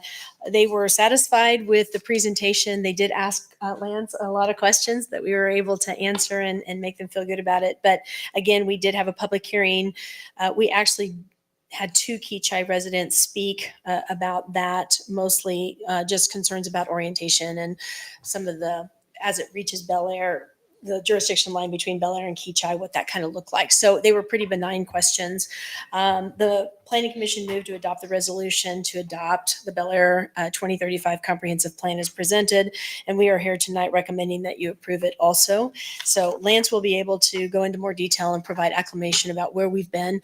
I can say that it's been a very thoughtful process. There was a lot of engagement opportunities. There were a lot of workshops where you all were in attendance along with Planning Commission members as we went through this. I think and I hope it accurately reflects everything that we wanted to include in that, and it will be used as a document moving forward with staff to weigh in on zoning cases and other things. One of the elements of the golden factors or the review criteria is that we review it against the comprehensive plan. So I'm looking forward to utilizing this tool. I appreciated all of the input from not only citizens, but the Planning Commission and of course the City Council that has helped develop this plan tonight. And I'm gonna let you turn it over to Lance to do some more engagement with you all and answer any questions you may have. Thank you. Thank you. Mr. Mayor, council members, good evening. Lance Onstock, Professional Engineering Consultants, PEC. So for your consideration tonight, as Paula mentioned, is for adoption of the Bel Aire 2035 comprehensive plan. My task, I know you guys have had a long meeting, right, is to get all of this into about 10 minutes. So there's no way I'm going to be able to cover that in very much detail. So we're going to hit the highlights. We're going to go through some parts of this plan that I think are pertinent and appropriate for us to discuss, hitting on some of the high points, and then hopefully leave you guys some opportunity to ask any questions that you have, as this is a plan that hopefully you guys will be implementing over the next 10 years. So before I get started, I definitely would be remiss if I didn't do a little bit of shout out to your city staff. So yes, we as PEC write this plan, but we are largely the conduits, and then we add some of our professionalism, right? But your city manager, your director of community development, your city attorney, your city engineer, a number of staff have participated in the formulation of this plan. Speaking as a former staff member myself, I can understand that sometimes you're so bogged down in making making sure the wheels of your department or your city turn, that it's sometimes hard to think at a kind of an abstract level and assess how the wheels are turning or the way that we want the wheels to turn. So with that being said, well, there's a lot of other people that contributed to this plan that we'll talk about, but I don't specifically mention staff in the presentation, but I want to make sure that that I shouted them out here because I can't say that about every city or every plan that I do. So your staff's been great to work with. So every time I've been in front of a member of the public, you all, the planning commission, every time, like we always start with what is a comprehensive plan? Because again, I think probably 95% of your staff and definitely 95% of your citizens have no idea what a comprehensive plan is. So just want to make sure we're all on the same page here about what it is that we're talking about. So this comprehensive plan, if we do it right, it should really be that vision for the future over the next 10 years. So we're not really necessarily talking about individual properties or individual very micro level conversations. We're really thinking about the community at the community scale, developed by the community and for the community. So we're thinking big picture here, right? And then as we implement this is when we start getting a little bit more into the details. So again, we're not going to agree on everything. I guarantee you there's things that I think that you guys would not agree with. That's just the way that this works, right? My job during this comprehensive plan is to look for those places where there is commonality, find those areas where there might be some contention and try to work through those so we can end with a little bit of consensus to give you guys and your staff what you need to do your guys' jobs. Again, if we do well, it should be coordinated. So what's happening in community development should be coordinated with what we're doing in public works and utilities and engineering and public safety and parks and recreation. So again, we talk a lot more than just about how different pieces of land are used within our city. And again, this is a 10-year plan. Something could happen in 2 years that completely changes some of the things in this plan. So by statute, we should be reviewing it at least once a year. But we definitely can assist with putting together a program to look at those things. So when 2030 comes around and we have new census data, we might need to look at and updating some of the numbers that we have in here. So project schedule wise, we went through kind of a community assessment portion, which we'll talk about very briefly here. We've been engaging the community throughout. Then all of those inputs that we've got, we spent a lot of time building the actual content to the plan. And over the last few months, we've been refining with different groups of individuals, making presentations, and then ultimately has led us here for you guys to consider adoption. So again, it's not just me and my staff in downtown putting together this plan. So the people that we engaged, the groups we engaged within this plan was what we call kind of our core team.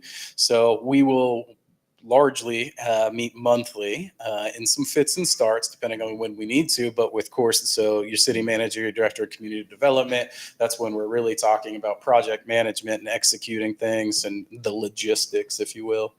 What we call the city leadership team. So we've got together 3 different times with the city council and the planning commission in their entirety, which is something I always like to do because a lot of times, they're making recommendations to you all, you're listening to them. Do we ever get together to make sure that we're actually conversing on the things that we're going to be deciding on? So that's, I think, 3 different workshops.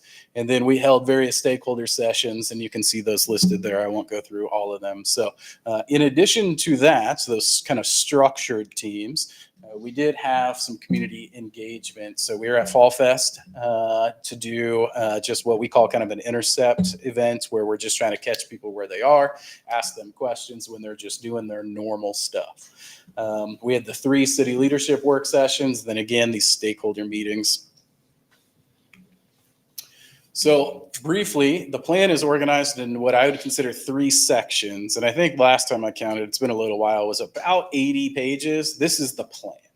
If you're going to read this front to back, I mean, by all means, go for it, right? But if you want to read and understand the plan, these are the 3 sections. So there's an introduction, our value statements and goals, and then our land use and growth framework. So these very much lay forth the recommendations in this plan.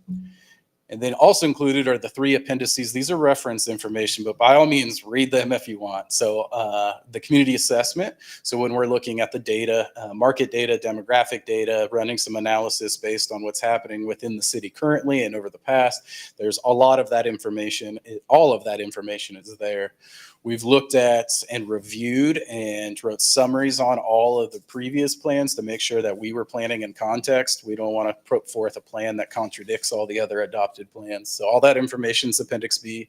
The Appendix C's job is to relay every single community engagement comment that we received.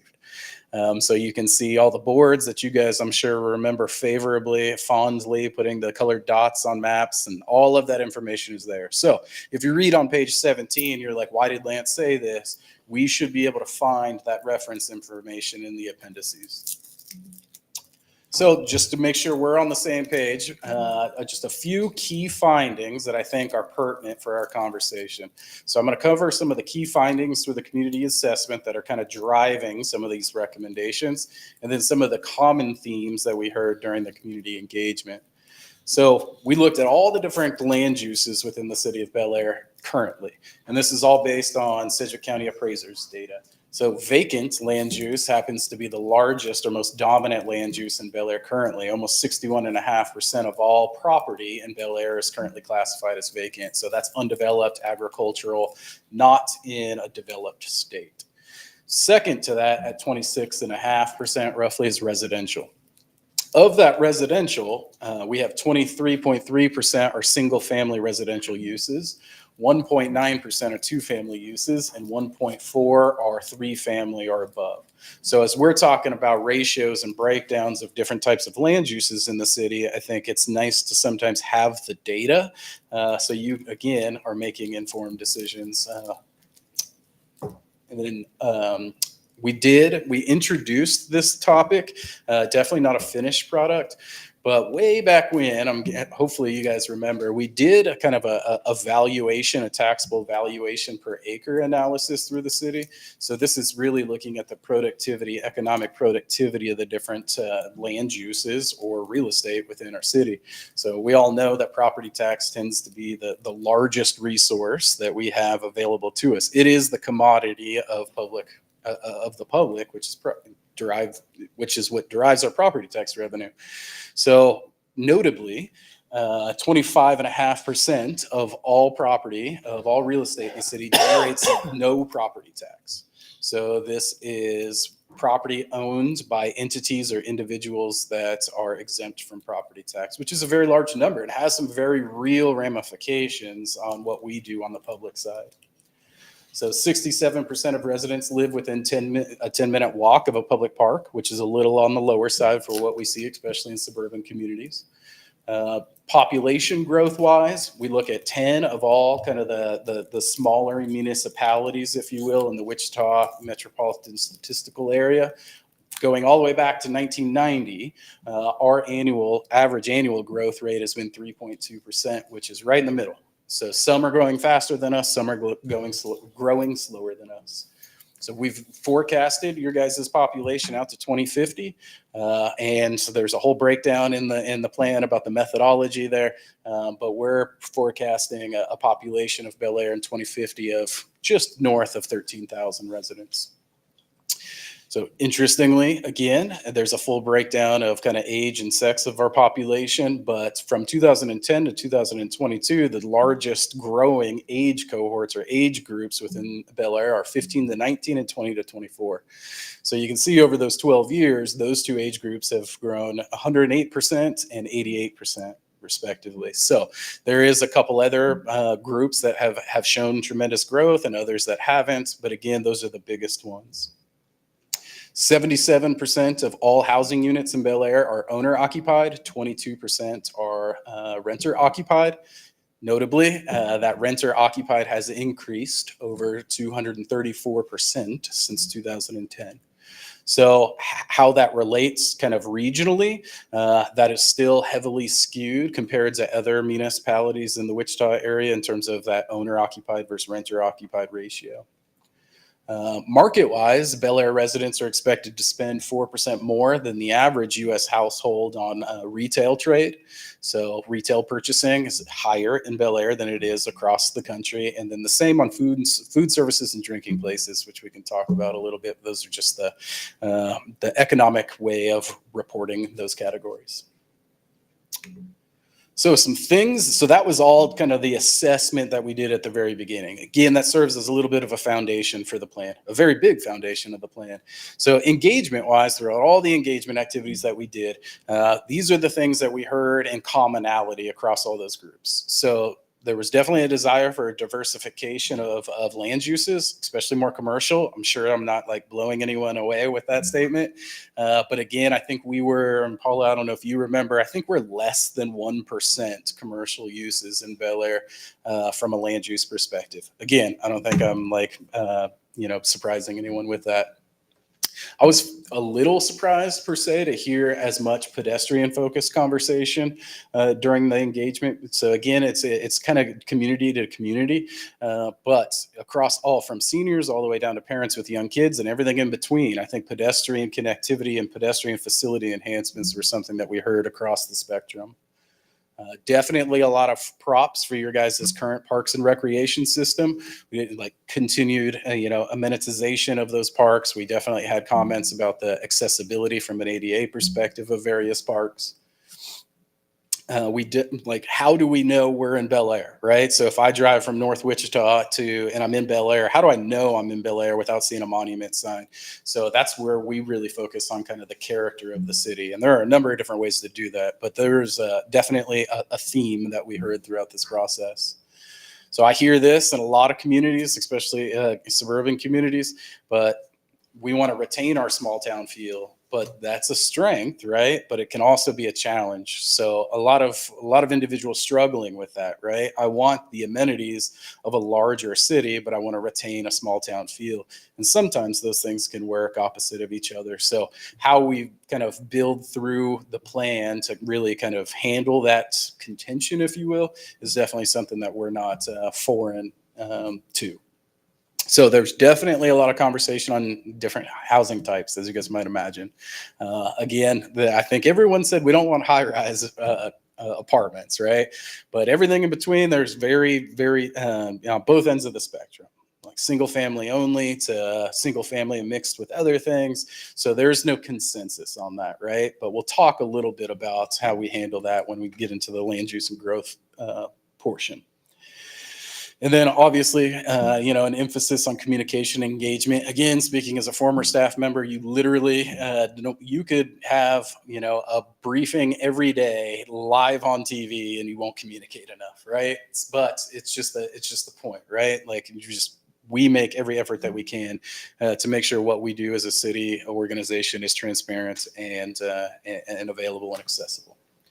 So I'm going to stop there for a second. If you guys have any questions on kind of the data or anything from the community engagement before we get into the actual plan recommendations itself. Keep on rolling because it's 8:30 already. So value statements and goals. So value statements are what we've tried to encapsulate all of kind of what we've heard and our professional planning expertise and coming up with these overarching statements that are ambitious in nature. Under each one of those value statements are a set of goals. These are the goals that we should make progress towards in order to make progress towards those value statements. So these are your value statements. So regarding economic development, Bel Aire's non-residential environment will enhance the quality of life for all residents and visitors alike. Bel Aire's parks and recreation system will provide first-class spaces and programming for all ages and abilities. Bel Aire will be a destination of choice for people at all stages of life regarding housing. Bel Aire's transportation system will be safe, enhance the aesthetic appreciation of the city, and provide efficient options for all transportation modes. Bel Aire's built environment will communicate a distinct identity to create cohesion, increase community pride, attract residents, businesses, and visitors. And Bel Aire will concentrate on sustainable growth through smart investments and community communication. So again, every decision that we make from the bench, every decision we make when, your director of finance is putting together the annual budget with input from staff, everything that we do from a city, not just what we do from a land use perspective, should be furthering us towards these value statements. So I got 3 more slides, and I'm not going to cover them super in depth, 4 more actually, but I do want to give you a little bit of a glimpse of how this portion of the plan is used. So in the plan, your land use and growth framework, it presents a lot of place types, future land use maps, and we're starting to get into some kind of technical urban planning things. But at a very high level, what we're interested in doing is not really creating individual projects and looking at them like that. We're interested in creating places for people, right? So depending on whether or not we live in a rural setting, kind of a suburban setting, or in an urban setting, and that's scalable depending on what city you're in, right? Regardless of those, each one of those contexts has 4 key things.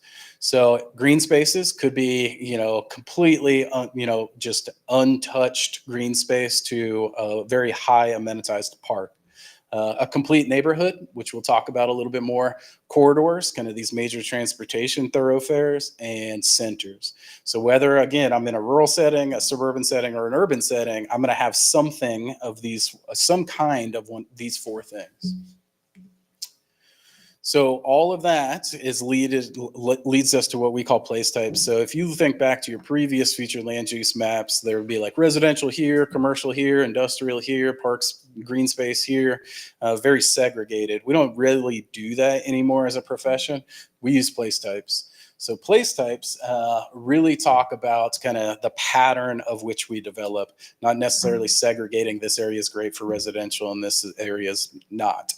So we use these 10 place types in your guys' future land use map. All of them are explained in multiple pages with maps and exhibits and all those different things. I'm not going to get into all of them here. But for each one of these, we've included kind of a narrative description or development considerations. So if I'm coming to develop a project in the city neighborhood place type, that's going to guide me as a designer, as a developer, to design my project in a certain way. We've included different types of land uses that are applicable and appropriate in each of these place types. We've taken your existing zoning districts and said these zoning districts are appropriate in these place types, and then imagery as well. So again, if we do a good job, it not only helps your guys' staff and you all make good decisions, but hopefully it leads to developers and property owners from bringing you projects that better conform with what your plan is. So I'm not going to get into the details here, but just to kind of let you know how this map works, I'm going to walk you through 3. So again, these elements of place, green spaces, corridors, neighborhoods, and centers. So here we're in a traditional neighborhood place type. So images that we've included, then we've got kind of a rendered diagram model of this. Different colors here represent different land uses on the right. So instead of saying residential, right, and it'd be like, can I put a church there? Can I put a school there? Can I put a corner store there? We've represented it here that in a traditional neighborhood, we want residential uses mainly with supporting non-residential services. So instead of trying to pick out a corner where there's a bank, we're just saying, like, in this area, the fabric of a traditional neighborhood is a little bit more diverse than that. So this is kind of the neighborhood, which makes up the bulk of Bel Aire, as you might imagine.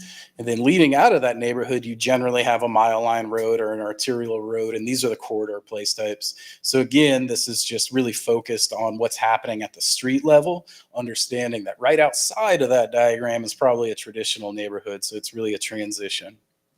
And then leading from a neighborhood through a corridor will generally get you to a center. A center is typically where our 2 arterial roadways are meeting, kind of the hub of activity. So we're going to have a little less intense uses in the neighborhoods, and it might pick up a little bit along the corridors. And then in the centers, that's where people are wanting to be at different scales, depending on the context. So all of that all together placed on a map is your guys' future land use map.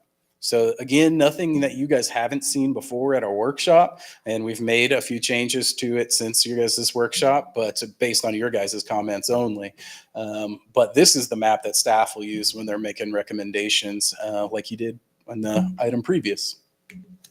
It's all I have, so I would definitely stand for any questions that you guys might have.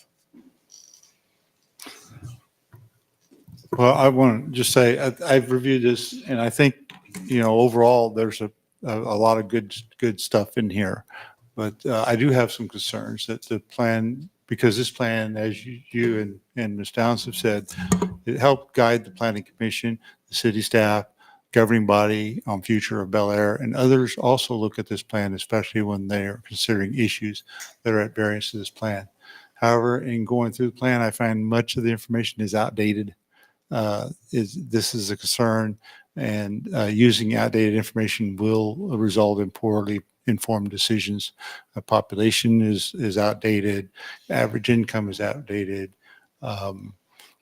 So there's a completely missed medical facilities wasn't even mentioned on Woodlawn, and those are just some very significant things that I'm very concerned about.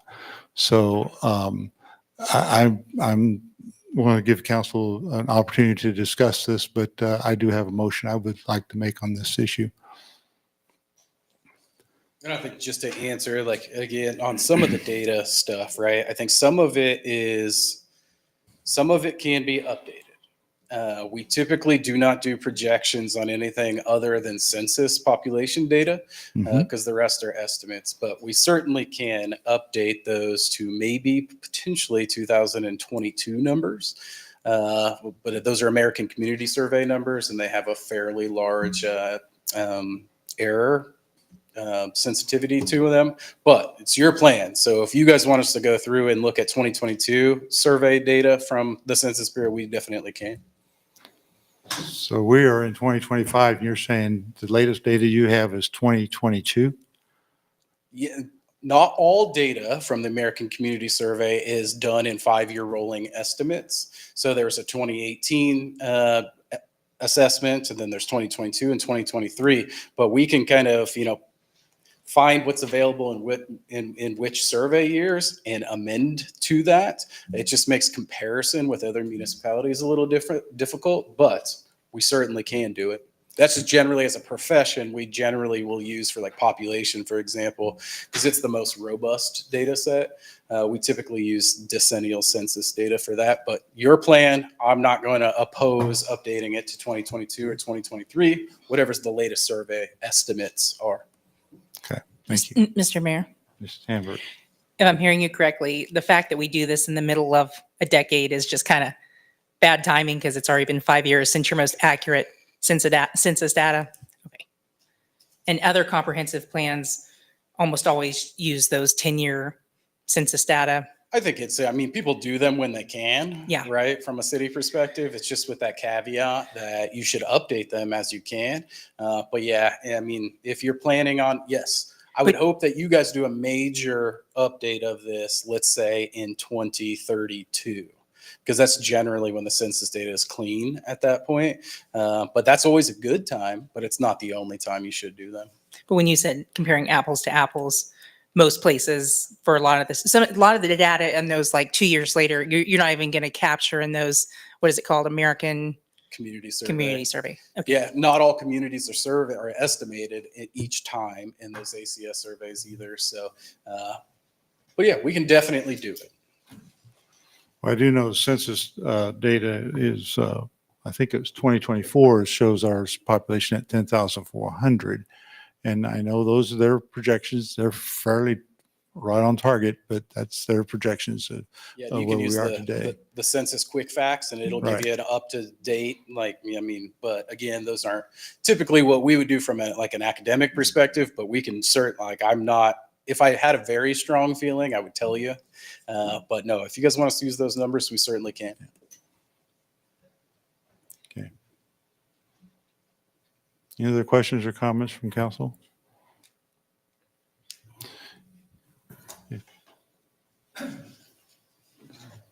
Are you wanting to say something, Mr. Mr. Mayor. Yeah, I looked at a lot of the data. It was interesting just to see the current estimates on income and education level. So this, I don't know how long ago that was. That's probably a few years ago then, that information potentially. But I thought what was there was good. Currency obviously is always important, but it's good to just kind of get a baseline as to where we've been. I was concerned. It seemed like the population was a little under, especially when I see what's going on. And I don't think there's anything there. It's almost seemed like a linear rate, and I'm not sure linear would be appropriate when the city of Wichita is basically growing through Bel Aire. I think we're probably going to have a fairly fast uptick, and then it may slow down again. But at this point in time, it just seemed like it was a little understated when I looked at what your 2035, I believe, numbers were. But anyway, that's what I got out of it. But I did see a lot of information I thought was really good. Thanks. Yeah, and so that, we use 5 different models of population projections and average it, but yeah. Okay. No, it's where you start. Right. Matters. Mr. Mayor. Mr. Dean. Yeah, I tend to kind of think the same way, but I feel like that, I think you said it earlier, like the data, you can update it. I'm less concerned with that. I'm a little more concerned, and this did get brought up during some of our sessions with Planning Commission, at the lack of public engagement.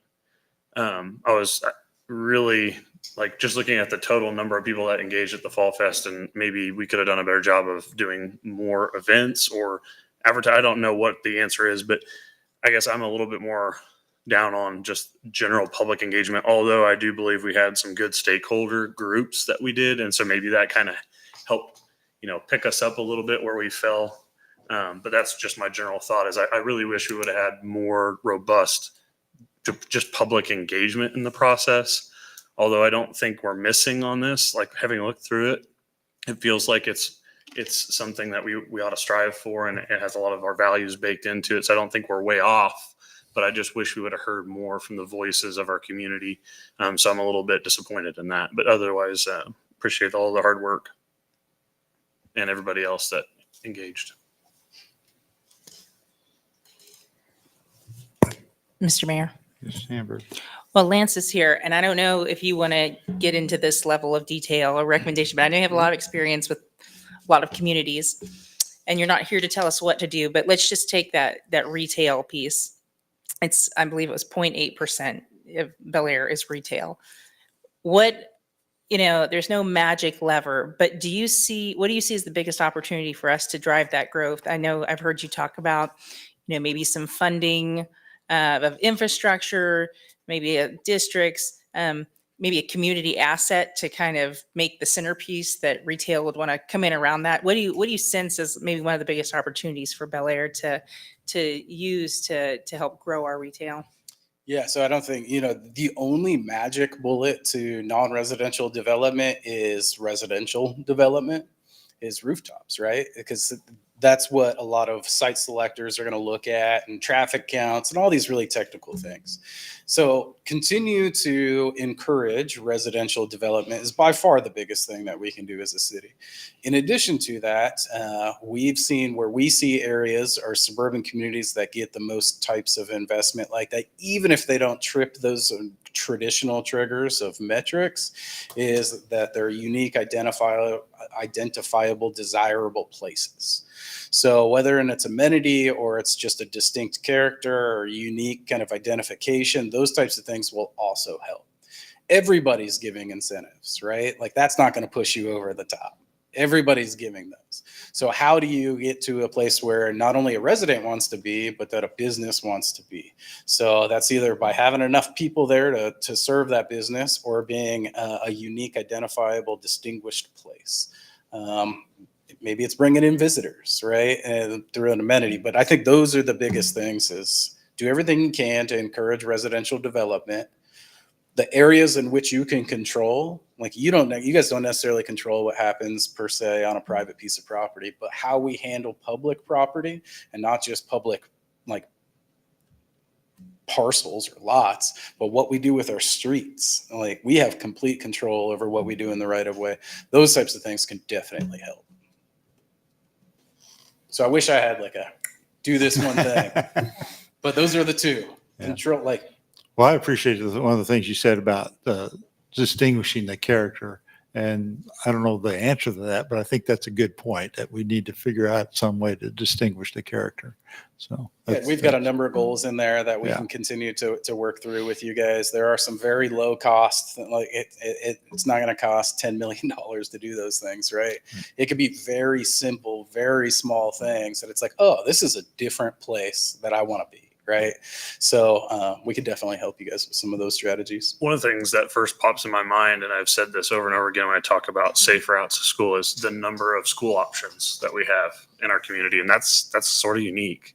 2 private schools, 2 public school options, obviously depending on where you live. I feel like that's a Depends on your strength. Like, I feel like that is a strength, Right. the diversity of school options just in itself. So I don't know, like maybe there's some branding around that. How do you build around that? You know, Right. how do you take those assets and kind of dig into them, right? Right. So you guys have actually, and I was surprised to see this just based on my knowledge of the area, but when I really started to get into like studying the maps and the layouts and the environmental features and all these different things that we do, I mean, you guys have some fairly substantial potential when it comes to some public investments in trail networks and greenways and floodplains that you could utilize that could really distinguish this and turn it into a place we've seen along the Redbud Trail throughout Andover and Wichita and Goddard. We're just being adjacent to an improved trail. Like, Andover's got a little coffee shop that's opening there just to serve trail users. So it's not hitting any traditional metric, Right. but it's those types of things, those high touch things are really what takes suburban communities to that next level. Yeah, that was pretty unique that they were able to open a coffee shop that only served people on the trail. So Yeah, I don't know what else. usually you look at traffic counts and It's been a while since Yeah. and I don't know, Barry might be able to tell us, but I think it just recently opened, didn't it? Is it? okay. So they might have changed a little bit since I was Yeah. around in that project, but Yeah. Okay. All right. Well, I'm going to make a motion to that return the recommendations to the Planning Commission for approval of the Bel Aire 2020-35 Commission Plan to the Planning Commission for further consideration, with the statement specifying the basis for failure to approve or disapprove. And the statement is, this plan has multiple issues of outdated data information. I will provide an expanded report within a week, but some of the examples are outdated population, outdated average income, outdated traffic counts, inaccurate references to medical facilities, and future use proposals that are consistent with the current zoning, especially with regard to land south of the railroad tracks and east of Webb Road. And so that is my motion. And if I'll second that. does Mr. David second that? Thank you. And any questions or discussion? Mr. Mayor, Ms. Hamburg? I'd just like to hear from Ms. Downs about, I know we have to update this on a yearly basis, correct? We have to review. We have to it. review it and we Absolutely. could update it at that point. Is that correct? That's correct. How much of a headache is this going to create sending this back to Planning Commission? There's no headache. If you need them to review something and resolve it, I think that the update is just going to be related to working with PEC to update the plan accordingly, and whatever that data is. I think we need to dig into the data that we want to use and make sure it's universal throughout the plan, whatever that is. And if it is the 2022, 2023 data, then we need to know what that is. So we're going to have to dig into the data a little bit and then decide how much that data will affect any changes in the plan or the projections or anything. It may be benign, right? To the rest of the plan. So we're going to look at that. And then when it goes back, you're asking them to then approve a resolution to accept the plan as presented. So we would need to just represent some of those points that the mayor has put into his motion, and then they would have to approve the resolution, and then it would come back. I hope that answers your question. Yeah, and it's Okay. no big deal having to run the notices again and all of that. I'm going to have to look. I don't think we need to do another public notice if we go back because it was tabled and it's going to be sent back. And Maria's shaking her head. The city attorney is shaking her head. That's correct. So I haven't misspoke You know, that too doesn't much. get recorded too well on the video, Haven't misspoke too much. on the vocal. Thank you. Mhm. Any other questions or discussion? Okay, hearing none, this is a roll call vote, so I'll ask the city clerk to please call the roll.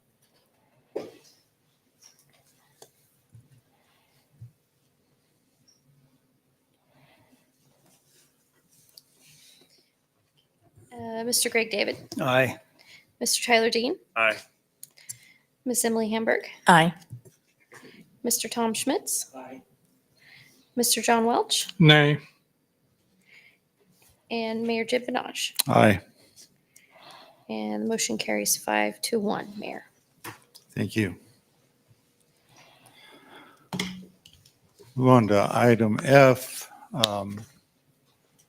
ordinance designating the planning commission as the Bel Aire Board of Zoning Appeals. So the city of Bel Aire currently does not have an appointed Board of Zoning Appeals, BZA.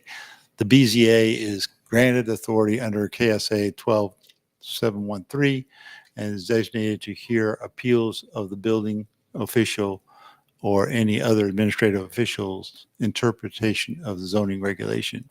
In addition, the BZA hears various cases which are specifically set out in Chapter 18, Article 3 of the Bel Aire zoning regulation.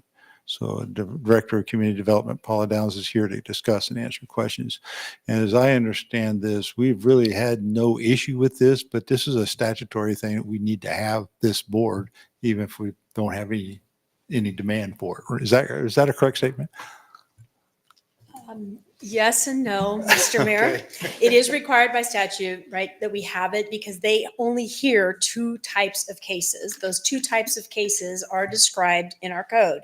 That is, if they want to challenge a zoning administrator decision, interpretation of the code, they can go to the BZA, but there's also variance cases, and those are frequent. So up to this point, the city staff has been resolving those cases in another manner, but the preferred requirement is that they do it before the BZA. And in the past, as you can see in my staff report, the Planning Commission at one point was appointed as the BZA.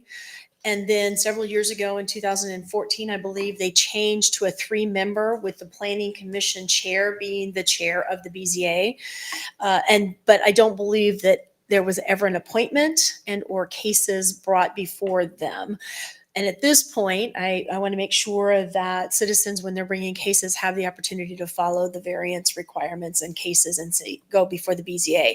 Making the Planning Commission the BZA means that we will only have one meeting. They will call the meeting of the BZA to order during the Planning Commission meeting. When we have a variance case, they can decide it. And as I've said in my staff report, the zoning and planning and zoning cases are becoming more complex. And the Planning Commission is used to hearing these cases and discussing these cases. And so I think it's going to be a really great opportunity for us to smooth out the processes and procedures related to those variances cases that do come before the city on a fairly regular basis. I want to make a quick comment. You're rattling off a set of letters, and I think you're using BZA as Board of Zoning Appeals Correct. abbreviation, and I could barely understand that. That's partly my fault, but I'd like to be a little more clear when we use those terms. Yeah, in the first part of my staff report, I did set that out, so I apologize, Councilman. It says that they did not currently have an appointed Board of Zoning Appeals, and in parentheses, it did say BZA. So I apologize that I did not clarify that again.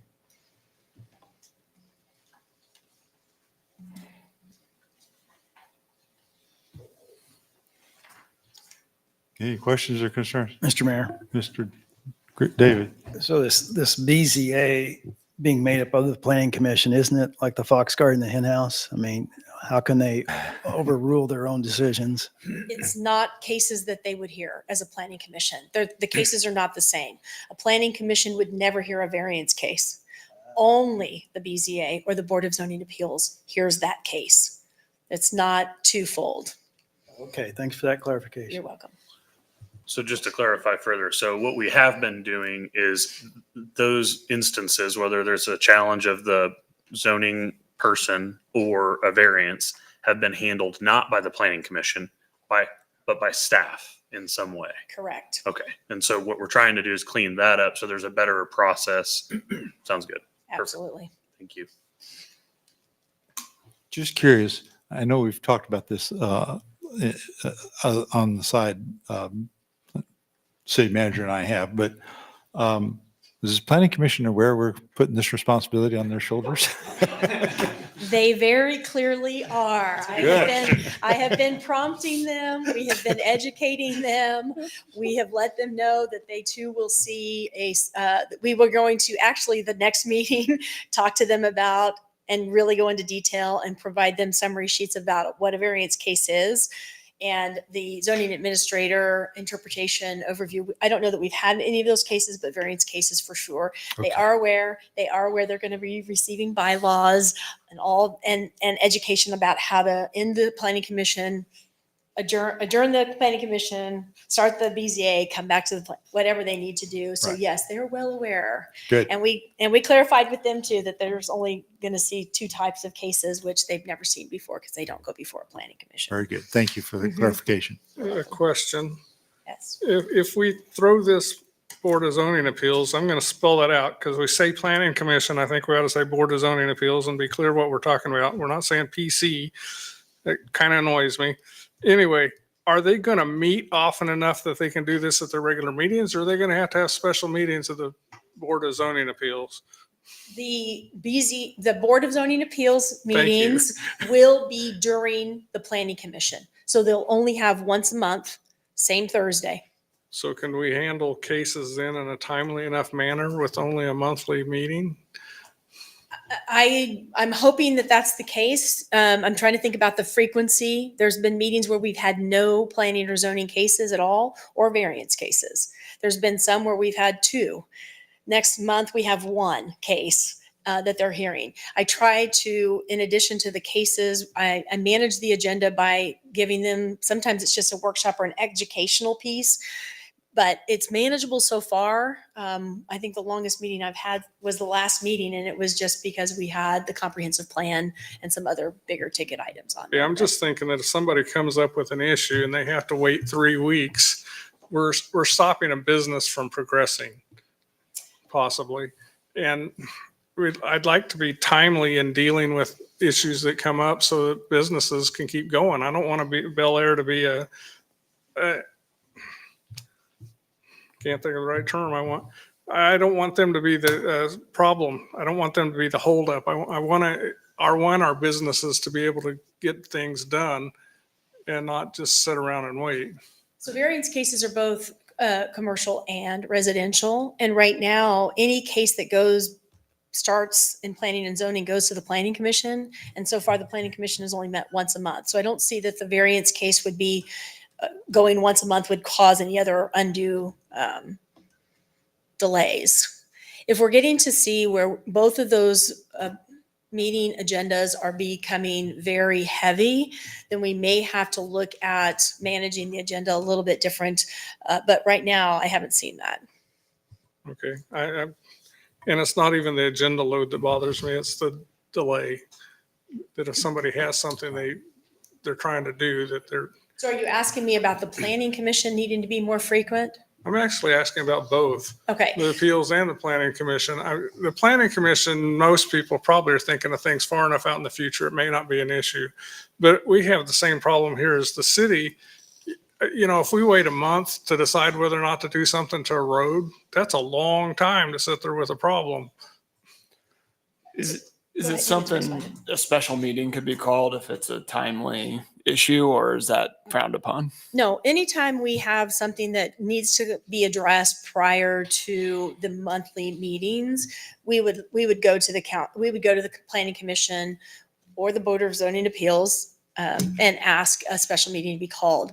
It's a little difficult, like it would be to try to call a special meeting for you at the last minute, but we could do that. does not the statutes require that there be a certain time of notice of these meetings to affected property owners? So in the planning commission, we have several that we have to have a 20-day Right. publication. So Correct. would these Board of Zoning Appeal matters likewise have some of those notification requirements? I'm trying to think about the different variance cases. Yes, they might have notification requirements. Yeah. So statutorily, we would have some cases that couldn't be Couldn't. expedited if you wanted to, That's right? correct. And then there's Okay. some that will come monthly. I just don't know. We haven't had a Board of Zoning Appeals in many, many, many years. But I know that based on the other the way they've been handled, they're frequent enough that the Board of Zoning Appeals will be used. I don't know how frequently or how many cases for each meeting. And if it were an emergency or if there was something that was delaying it past an appropriate time, that we can certainly call a special meeting. Okay, so that made the issue even worse, that we had to have a 20-day notice, because if something arises 2 weeks before the meeting, I got to give 20-day notice.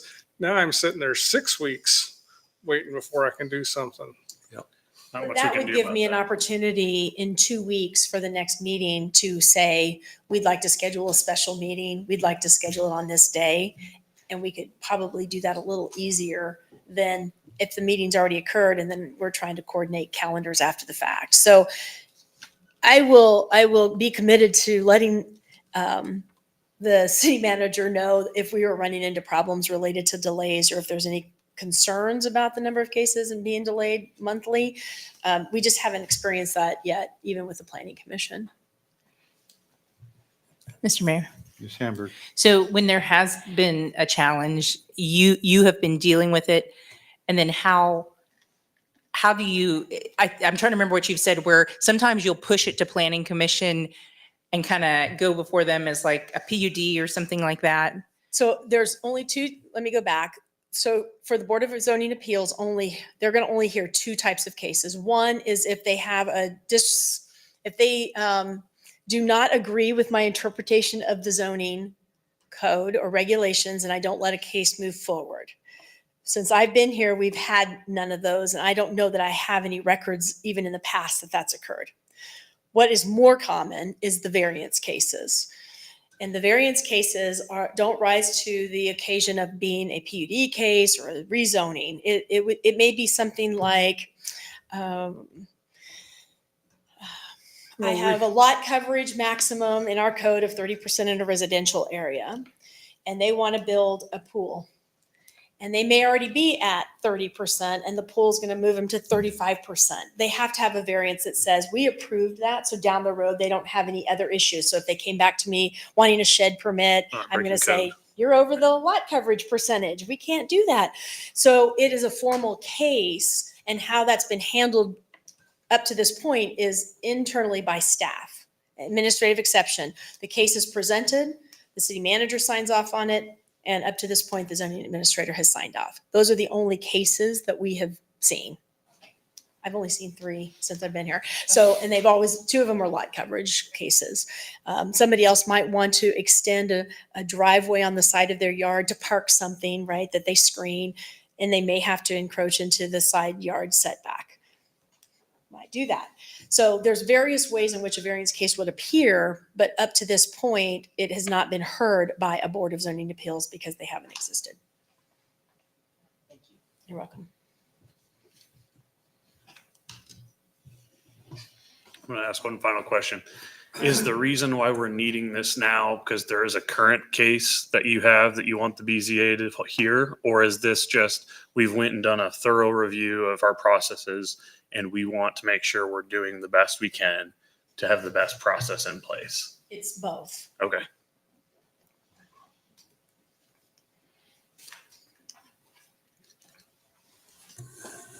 Well, I don't have a problem with the planning commission also being the Board of Zoning Appeals. It's just the timeliness that was an issue to me. I will motion to adopt an ordinance designating the planning commission as the Board of Zoning Appeals and authorize the mayor to sign. Second.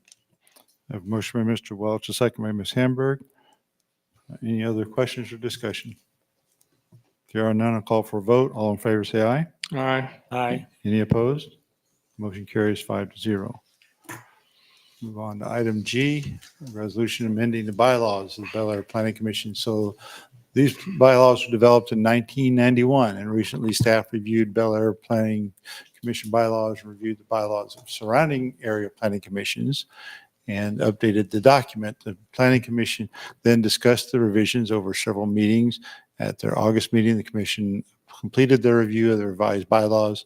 The bylaws now come before council for consideration, and Ms. Downs is here to speak about bylaws and answer questions. The summary was perfect. They have not been thoroughly reviewed since 1991. We had a recent issue related to and questions being asked from the Planning Commission about how often do we have to attend meetings? What do we do when somebody leaves? There was just a lot of questions that could not be answered through the bylaws, which is where the information should have been put in the first place. And so Maria and I started reviewing, looking at best practices, looking at language, reviewing other bylaws in the area just to see if there were any good input, and there was. And just generally speaking, language changes from 1991. They referred to record books. We haven't had record books in 20 years. So those little nuances and so we wanted to provide clear guidance. We also use it as a tool to, when the mayor is appointing or trying to appoint somebody to the planning commission and they want to know what they're getting themselves into. This is a great document to say, this is your responsibilities, these are your duties, these are the expectations, so that they're very clear about whether they want to serve on the planning commission or not. The planning commission has been very gracious in going through it several times. We've been talking about it. You'll see in my staff report that even Mayor Benaj weighed in and provided some comments, and it resulted in some updates being made because he sees it from a different perspective also, as he's appointing and meeting with people. So at this point, we believe that one of the key components in the bylaws is that the planning commission will at least review it every 3 years. However, if changes or questions come up, we will bring it back before them and ask them to weigh in or provide comments related to changes or updates. Everything can change, so this is not set in stone, but we have made arrangements to at least review it every 3 years and more frequently as needed. But at this point, we're hoping that you will approve it. We're recommending that you approve it, and if there's any modifications that you see that need to be done, please let us know, and we'll make sure that we continue to update this living, breathing document. Mr. Mayor. Ms. Hamburg. I appreciated, like you said, some of the language. They have a really important job, and some of the language about attendance and taking it serious. So it looked good to me. I'm going to make a motion to adopt a resolution amending the bylaws of this planning commission as presented and authorize the mayor to sign. I'll second. I have a motion by Ms. Hamburg, a second by Mr. Schmidt. Any other questions or discussion? Hearing none, I'll call for a vote. All in favor, say aye. Aye. Aye. Any opposed? Motion carries 5-0. Item H, resolution establishing City Bel Aire sidewalk reimbursement program. So the city council tabled this item in August so the staff can make revisions to the program. The revised program is now comes before council for consideration, and Paula Downs is here to also discuss this issue. So we took, after the last city council meeting, we took all of the requests for modifications and updates and went back and reviewed. We actually updated a few more things, retitling, doing some things that really tightened it up and made it more understandable, and took your comments and updated it. So a couple of the things that you discussed were that you didn't want the applications carried over between years. We were going to allocate the dollars and then next year they would have to come back. But citizens would receive reimbursement on a first come, first served basis as long as the application warranted it, that the city would not coordinate or seek bids for the replacement of the sidewalk so that we are not liable for any issues that come up. The language should reflect up to 100% of the cost versus 100% of the cost. What we left in was 100% of the cost because there was no way for staff to discern a percentage up to. But the mayor suggested that maybe we could add language, which we have done, that says that we will what did it say? Correct. The reimbursement for 100% of the cost subject to funds being available. That was an easier way for us to manage the percentage in approvals and know that when we are getting close to the end of the funds, the last person who comes in may only get 50% or 25%, whatever that looks like. So we have made that update to the policy program policy document in the packet. The other concern that the mayor shared was, why would we require an applicant to make application prior to work being done? One of the concerns was, if we receive an application and a request for work after the fact, after the work has already been done, there's no way for me to know whether that sidewalk really was in need of repair.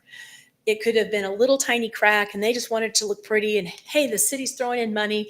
So we left it as, we're just going to go out when we get the application, we're just going to look at it, make sure that there's even an issue or a problem and that it meets the criteria of the program that for replacement or repair, approve it and move on, and they can hire whomever they want.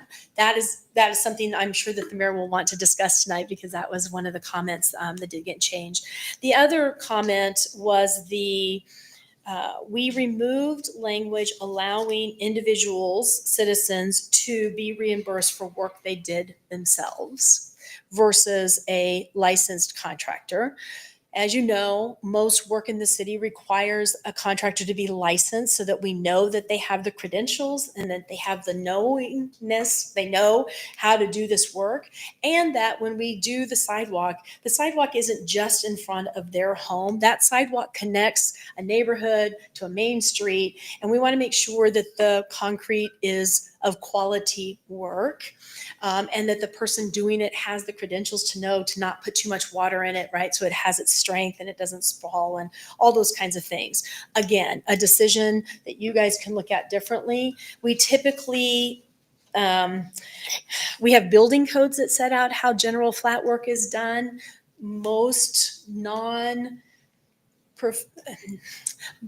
persons who don't do this all the time may not know what the building code requirements are, which requires inspections when we do a permit. When an individual submits a permit and they want a driveway or a sidewalk or anything, the building inspector is asking them if they're qualified to do the work. Do they know how to do the work? What is their qualification? Because we want to make sure that if we're permitting it, that when we go out and inspect it, it's done right. And we have a Class D, fairly low cost license for contractors that requires them to submit insurance and other requirements so that we know that it's being done well. Again, you all can talk about that, but we're hoping that, the sidewalks require somebody who's licensed and knows kind of what they're doing. So just a couple of comments. Absolutely. Reflecting back to that. The need for replacement. How often do we actually have citizens that want to replace a sidewalk that we have not identified through code enforcement that it needs to be done? It's very rare. Yeah. And it's very rare, because if they reported it, then we would know that it was in disrepair, Right. and then they'd have to repair it because we'd have to open a case. And so we either get it by somebody calling us and then we notify them, but we don't have a general program where we're driving around and looking at sidewalks and identifying them. Correct. So and the reason I ask that is because it seems to me that we would already almost always know that those sidewalks need to be repaired. If somebody repaired it and then said, "Hey, here's what it cost me to repair it. Can you reimburse?" And so was my thinking on that. And I know you sent this late. I asked you late, and you sent it late. So we didn't really have much more chance to discuss it. On the issue of the concrete, we still have codes that have to be followed, or the guy who wants to do it themselves. We have codes that have to be followed. I get that, but there's some very smart citizens out there that know how to follow codes. Would all of them do that? I can't say that. I don't have the crystal ball, but I think that limiting that is not a best form. I understand your reasoning there, and of course I'll defer to the council what they want to do on that. So. I will comment on the last part there. If the city is actually paying for it, I think we can easily require that a contractor do this so we know we're getting our money's worth. There's still the possibility if they don't want to get reimbursed that they could do it themselves. If they could do it on the sly, they might even work with the city. I don't know. but they could still do it themselves if they could do it for less. Maybe they want to save the city some money by doing it for less. But I think that we should stick with having the contractor do it. And definitely we need to check that the sidewalk qualifies as needing repaired, not just looks ugly. Because there are some sidewalks that look ugly, but they don't have big enough differences in the cracks. They got cracks across them, but they're still just fine. So we shouldn't be repairing everything out there either. So I agree that we need to send somebody to look at it before we pay for it. And I think we need to use a contractor for it. And I would like to thank Paula and crew for going back and revisiting this for such a small program. I know we made a big deal out of it, but at least it did get listened to, and it got a lot of improvements since last time we talked about this. Mr. Mayor, Mr. Dean. quick question, Paula. So following up on the contractor requirement, if a citizen was handy and did all their own home projects, how much would it cost for them to apply for a contractor's license, and what kind of time, do you have an idea? I think it's $50. I think it's pretty inexpensive. It's So very if the right inexpensive. person did want to go through the process now, I'm not saying it would be next day. There's a process to doing the application. So you're doing 2 steps, right? You're doing an application for contractor license, getting it approved, and then doing this. Somebody could still do that if they wanted to, if they felt like they could save enough money and enough of their time. So I'm comfortable with it staying as a contractor requirement for the folks that want to. They can certainly become qualified as a contractor and do it themselves. So, but also I'll second what Council Member Welch said is thanks for taking the time on such a small program. But I do believe that the sidewalk program has been utilized, and I'm glad that we're making it better. So thank you. And the other outstanding discussion chain that happened at the last meeting was related to, we left the $15,000 program budget in there. I know you all were talking about different amounts, so I just wanted to bring it to your attention that we left the $15,000 as the project budget. So if that's a conversation, but I just wanted to point that out. Well, I think the 15,000 was okay based on what we saw was that we weren't using that in previous years. So Yeah, and I think the best part about this style program is we can report at any time because we're not doing it in batches. So if we see in June, hey, we just spent all the 15, I can come back to council and say, hey, we went really fast this year. What do we want to do? And I'm sure, Barry, we can take us some creative ways if we wanted to continue the momentum. If one year, for some reason, we see a lot of sidewalks being repaired. Mr. Mayor, Ms. Hamburg. that leads me to one of my questions is, in 2026, we're planning on, if this passes, doing it earlier in the year, like in the spring? Yes. Yeah. Yeah. Now that we have this process, Very good. right there in January, if I want to. And I wanted to make one other comment. I had talked about skin in the game. I was really hung up on state statute about this is the homeowner's responsibility, but I thought about it more, and the whole point of the program is we all use these. So, and it's not been a problem. We can bump it up if we have to. So I just wanted to say, I can appreciate why we would cover 100%. And I was concerned about city liability, and that's been addressed. So I'm in support of this. Oh, one more thing. How are we going to advertise this for 2025 since we're heading towards the end of the year? So it's been weighing on me just a little bit because we are in September. We did say the applications were going to be due by October 15th. We understand that weather could change our course this year. The funds are allocated for 2025. So if we need to, we're going to work with the applicants to say, if we don't get it done by the end of this year because of weather or some other concerns, that the funds will be there and we can do it in the spring and this fiscal year. We're going to advertise it, I believe, through obviously social media. It'll be put on our website, and I will talk to the UB department and see if we can get it out through one of the billing cycles. So we're going to be a little flexible because of the timing this year. And as Ted said, my preference will be, we're going to bring back for 2026 program, probably in March, long before people are thinking about that. And then we can have a longer period of time for them to submit applications. I don't think we're going to have a trouble getting these sidewalks in if we're doing small pieces at a time. The contractors watch the weather. They'll come out, tear it out the day before they pour it. It'll get done in 2 days once they start. They're very May quick. take them 3 weeks to start. They're very quick. Right. I make a motion to adopt a resolution establishing the sidewalk reimbursement program as presented with funds not to exceed $15,000 and authorize the mayor to sign. A second. A motion by Mr. Welch, a second by Mr. David. Any other discussion? Hearing none, I'll call for a vote. All in favor, say aye. Aye. Aye. Any opposed? Motion carries 5-0. On to item I, ordinance amending the current water drought emergency. So recently, the city of Wichita adopted watering restrictions that will affect Wichita's wholesale water customers, including Bel Aire. In order to bring Bel Aire's regulations in line with Wichita's ordinance, our city attorney has drafted an ordinance for Bel Aire and has made revisions to Bel Aire's municipal water conservation plan. The draft ordinance and revised plan are now come before the city council for consideration. It is intended that this be a temporary ordinance so that it can be implemented on September 15th as was requested by the Wichita City Council. I had drafted guidelines or guidance for our utility advisory committee with a request to develop a more comprehensive Bel Aire plan that we can present to Wichita staff for their concurrence. And once we have a concurrence, a more permanent proposal can be presented to the city councils for approval. Looking at a timeline like maybe March of next year for that to be done. That would give them time to vet through this and come up with a more robust plan.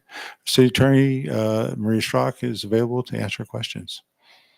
Well, the first question is, I know Wichita has a 2-step process on passing these ordinances. Have they passed both steps? Yes. Okay. I hadn't heard about the second step. It was done on consent agenda, so there was no discussion about it. Yeah, I knew that. It was, and that's probably why I didn't hear about it. Yeah.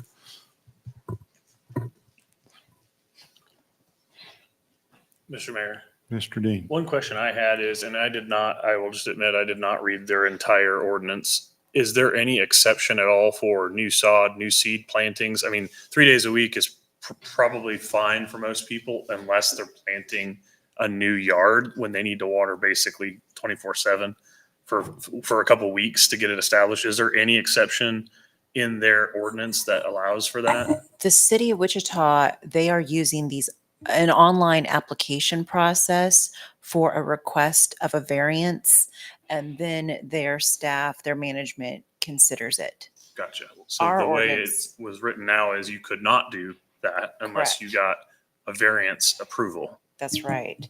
And our ordinance allows for our city manager to consider those. We don't have an online application process, but That's my concern with this. Just Yeah, from How do you manage experience, I mean, we're still a small enough community. It's pretty easy for someone to call down. We'll have to probably have some sort of form just to be kosher, but a lot of times they'll just call down at UB, and then I'll either get an email or the call forwarded to me. because you can't really make it. Could you make it a part of our existing building? So we pull a building permit, we build a house, but then it's a year later a lot of times that they do their plantings. It's almost, you can't really even connect it to that because you've ended that process already. I'm looking at Paula, just asking what her opinion might be, but I don't know. That's the only thing I'm concerned about. The 3 days a week sounds fine for most cases, except for what happens if I just planted a yard and then I'm going to run it all the time. So I think one thing I would say about that is that I agree with those kind of concerns and questions, but this is a temporary ordinance. And I think those concerns would be better sent to the utility advisory committee and say, hey, these are concerns I got. Please see what you can do with that. So they can vet through this stuff and make a more intelligent, informed decision, because we're 1 week, 2 weeks after this ordinance is approved, and the clock is very short, September 15th. Oh, that makes sense. Yep.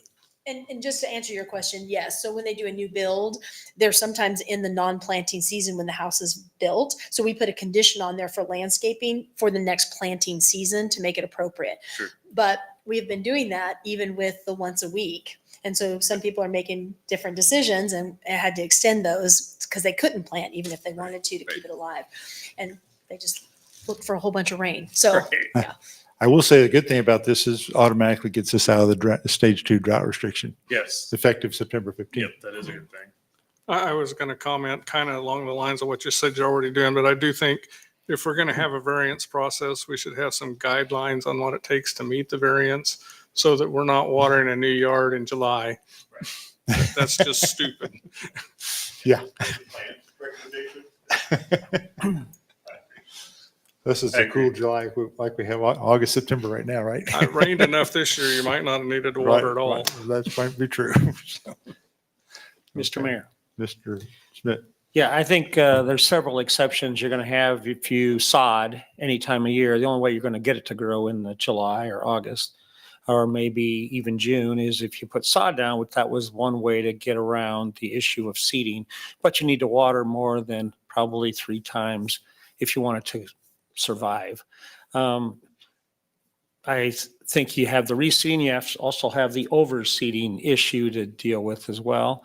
To really put big government in the middle of all this. So for a citizen that wants to just water the yard, if they've got new seed down, now they have to talk to Big Brother and either call them or send in information and get approval. Seems pretty draconian in my opinion. So I think it's not really, I mean, if you look at the number of people that are going to work around the system, I think you're going to have pretty good compliance. People know, hey, you want to do 3 days a week forever, which is what Wichita needs to do now because they're having troubles with their water and the amount they have.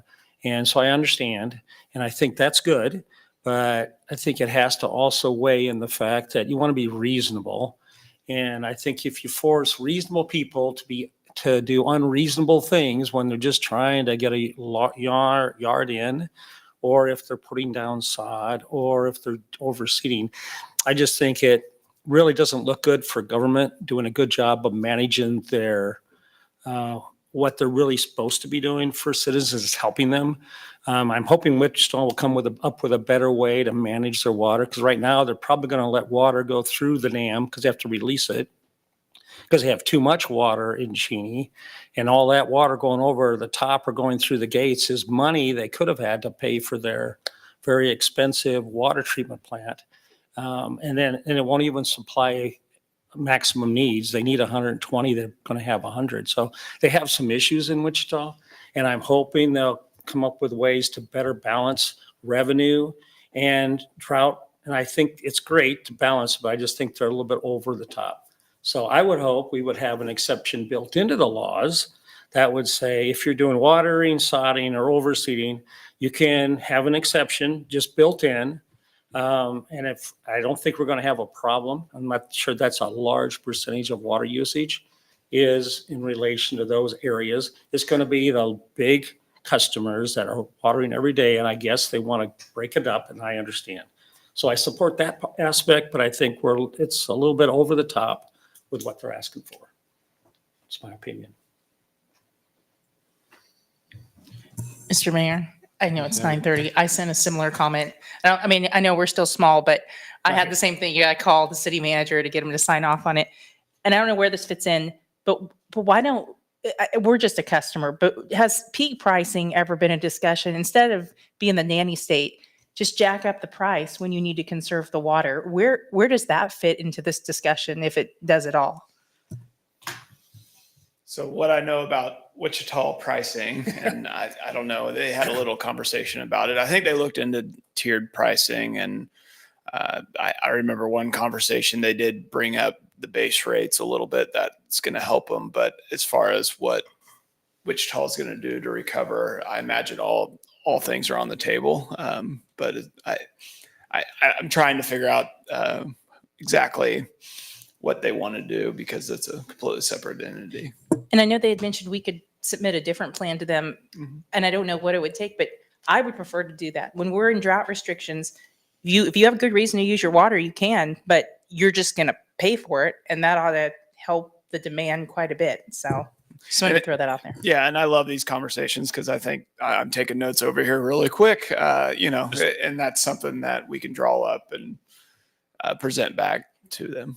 I- Ted, just one I more, wanna- if you're taking notes, just one more thing to kind of add on. I mean, I think it's completely fine to have a 3-day normal situation, and maybe Wichita does need to consider when would a allowable planting, window occur, so that the law would say you are allowed to reseed, overseed, plant during these windows.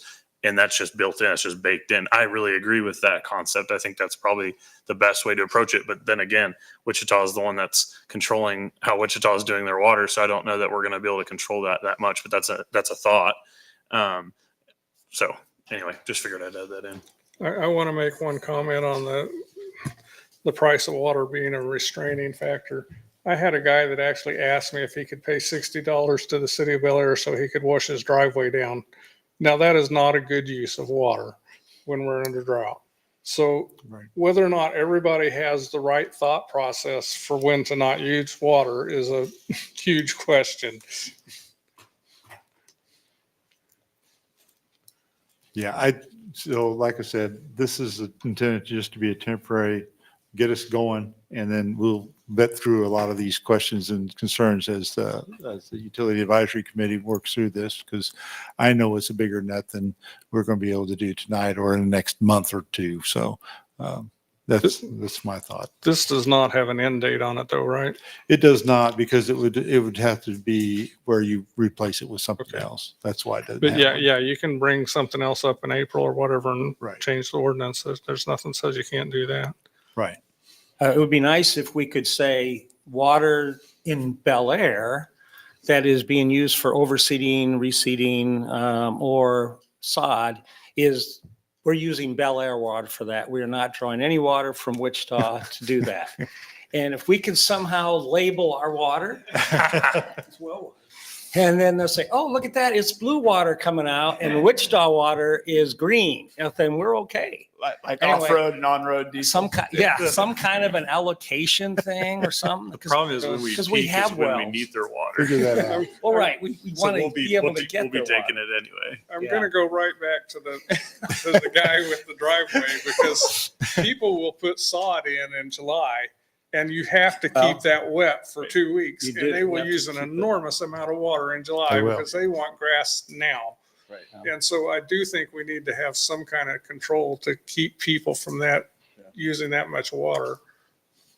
Yeah, I mean, education, I think, is a good approach. I don't want to be too big government that says, John is going to say, this is the way you should live. This is the way you should take care of your car. This is how you should take care of your grass, your driveway. I just don't think big government is the right way to go. I think we should educate, help people, guide them. I just don't like if you don't do it, we're going to fine you. That to me is not good government. That's kind of the only way you can teach some people, though.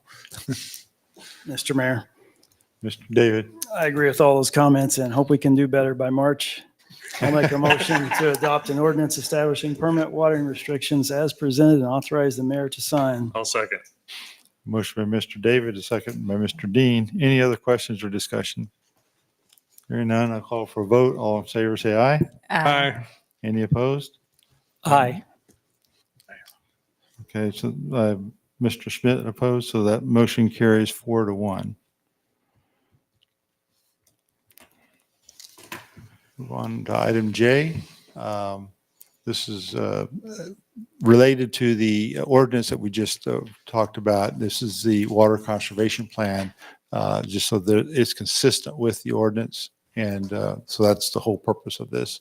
It's a little bit of duplication, but sometimes you kind of have to do that. Otherwise, you have conflicting things out there, and that's not good. So, Mr. Mayor, Mr. David. a motion to approve amendment number 1 to the municipal water conservation plan as presented, authorize the mayor to sign and authorize city manager to submit this amendment to the city of Wichita. I'll second. Motion by Mr. David, a second by Mr. Dean. All in favor, say aye. Aye. Any opposed? Aye. That motion carries 4-1 with Mr. Schmidt in the negative. Very good. No need for executive session. We'll move on to discussion and future issues. We have a city council workshop next Tuesday on September 9th at 7 PM. Anything we need to talk about for that workshop or? Yeah, we're gonna call a special meeting, do an executive session next Tuesday at 7. And then we're gonna open up the workshop and talk about the water code. So, Okay, yeah. very good. Any other issues we need to bring up to the council tonight? If there are none, I'll entertain a motion to adjourn. Motion to adjourn. I'll I second. have a motion by Mr. Schmidt and a second by Mr. Welch. All in favor, say aye. Aye. Any opposed? The motion carries 5-0. See everybody next week. Thank you. Got done quick.